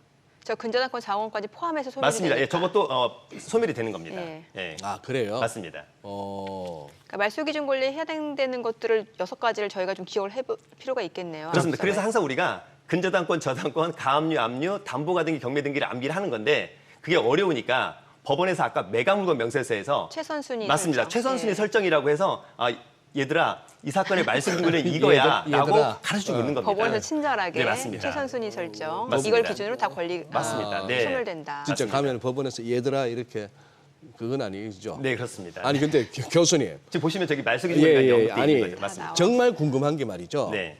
아까 저 말소 기준 권리 나왔던 예를 들어 설명하신 저거 말이에요. 네. 그래서 경매에서 낙찰받은 사람 입장에서는 뭐 내가 신경 쓸 기존의 빚 같은 거, 압류 같은 거, 근저당권 신경 안 쓰니까 얼마나 좋아요. 네. 근데 저 근저당권 제일 위에 있던 말소 기준에 했던 근저당권부터 해가지고 나머지 사람들 네. 좀 억울하지 않습니까? 자, 그래서 실제로 이제 어떻게 네. 되냐면요. 지금 일반 매매 오른쪽 거는 뭐 예, 똑같은 예, 건데 예. 어떻게 보면 아파트 10억 원짜리를 예. 만약에 소장님께서 만약에 예. 8억 원에 낙찰 받았다. 8억에 제가 맞습니다. 그러면 예. 경매로 치면 3월 4일자 근저당권 4억하고 예. 4월 5일 임차인 4억이 배당을 받습니다. 예? 위에 두 사람은 배당을 받는 거죠. 배당? 배당 순서가. 배당을 받는다고요? 그러니까 만약에 8억 원에 낙찰이 된 거니까 네. 법원에서 저 사람들한테 이제 배당을 해줘야 되잖아요. 예. 근데 배당 순서가 3월 4일 근저당권이 가장 빠르니까 4억 원을 먼저 배당을 해주고 예. 남는 게 4억 있으니까 임차인이 그다음 순서로 우선 매도권이 빠르니까 4억 원을 배당을 해주는 겁니다. 네. 그리고 나머지는 지금 배당을 하나도 못 받았잖아요. 예. 그러면 그럼에도 불구하고 일단 등기부상에서는 모두 소멸을 하고 저 못 받은 사람들은 기존의 채무자한테 여전히 채권을 행사할 수 있는데 통상은 채무자가 재산이 없으니까 예. 약간 좀 어려운 상황에 봉착한다. 예. 그러나 낙찰자는 그런 것을 고려할 필요는 없다. 네. 이렇게 이해하시면 좋을 것 같습니다. 그래서 왜 보통 돈을 빌려줄 때 뭔가 담보물을 잡을 때 보통 본인이 순위가 어떻게 되는지도 체크를 대단히 중요합니다. 하잖아요. 자기가 네. 선순위인지 아닌지를. 네. 아니 제가 지금 굉장히 오늘 머리가 안 돌아가나 아니면 제가 뭘 자꾸 빠뜨리고 듣나. 아까 지금 저기서 그러면은 8억에 8억으로 저 앞 낙찰됐다면. 낙찰됐다면은 네. 나는 저 10억짜리 아파트를 네. 8억으로 샀습니다. 낙찰받은 거죠. 낙찰받은 거예요. 네. 근데 4억 갖다가 누구한테 준단 말입니까? 저희 근저당권 사업 누가? 설정한 사람, 법원이 주는 거죠. 법원에서 네, 돈을 내셨으니까 8억 원을. 소장님이.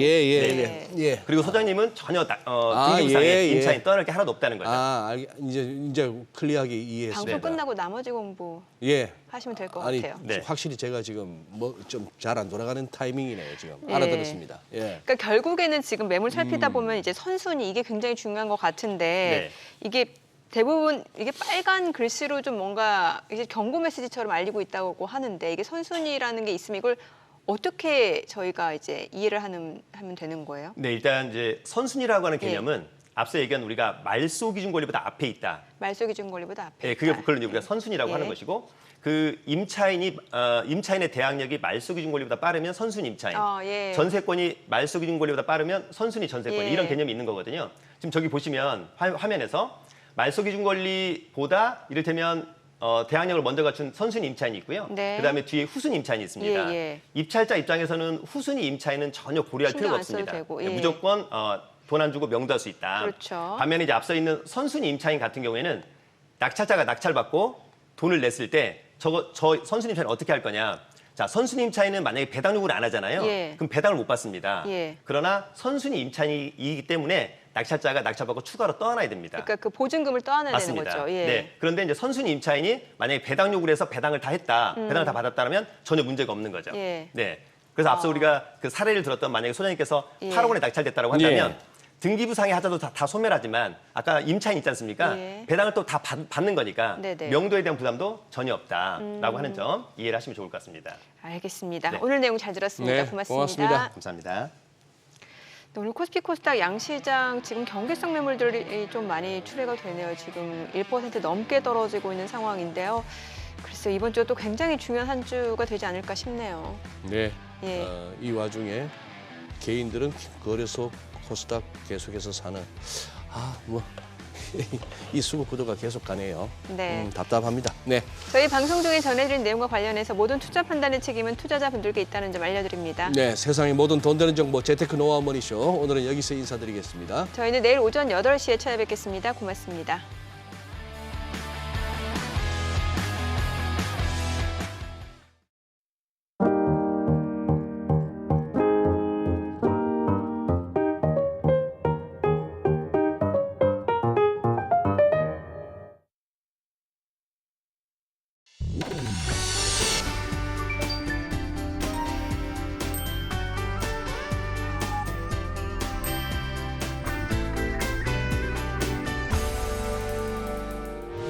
의견 있는 경제 채널 SBS 비즈.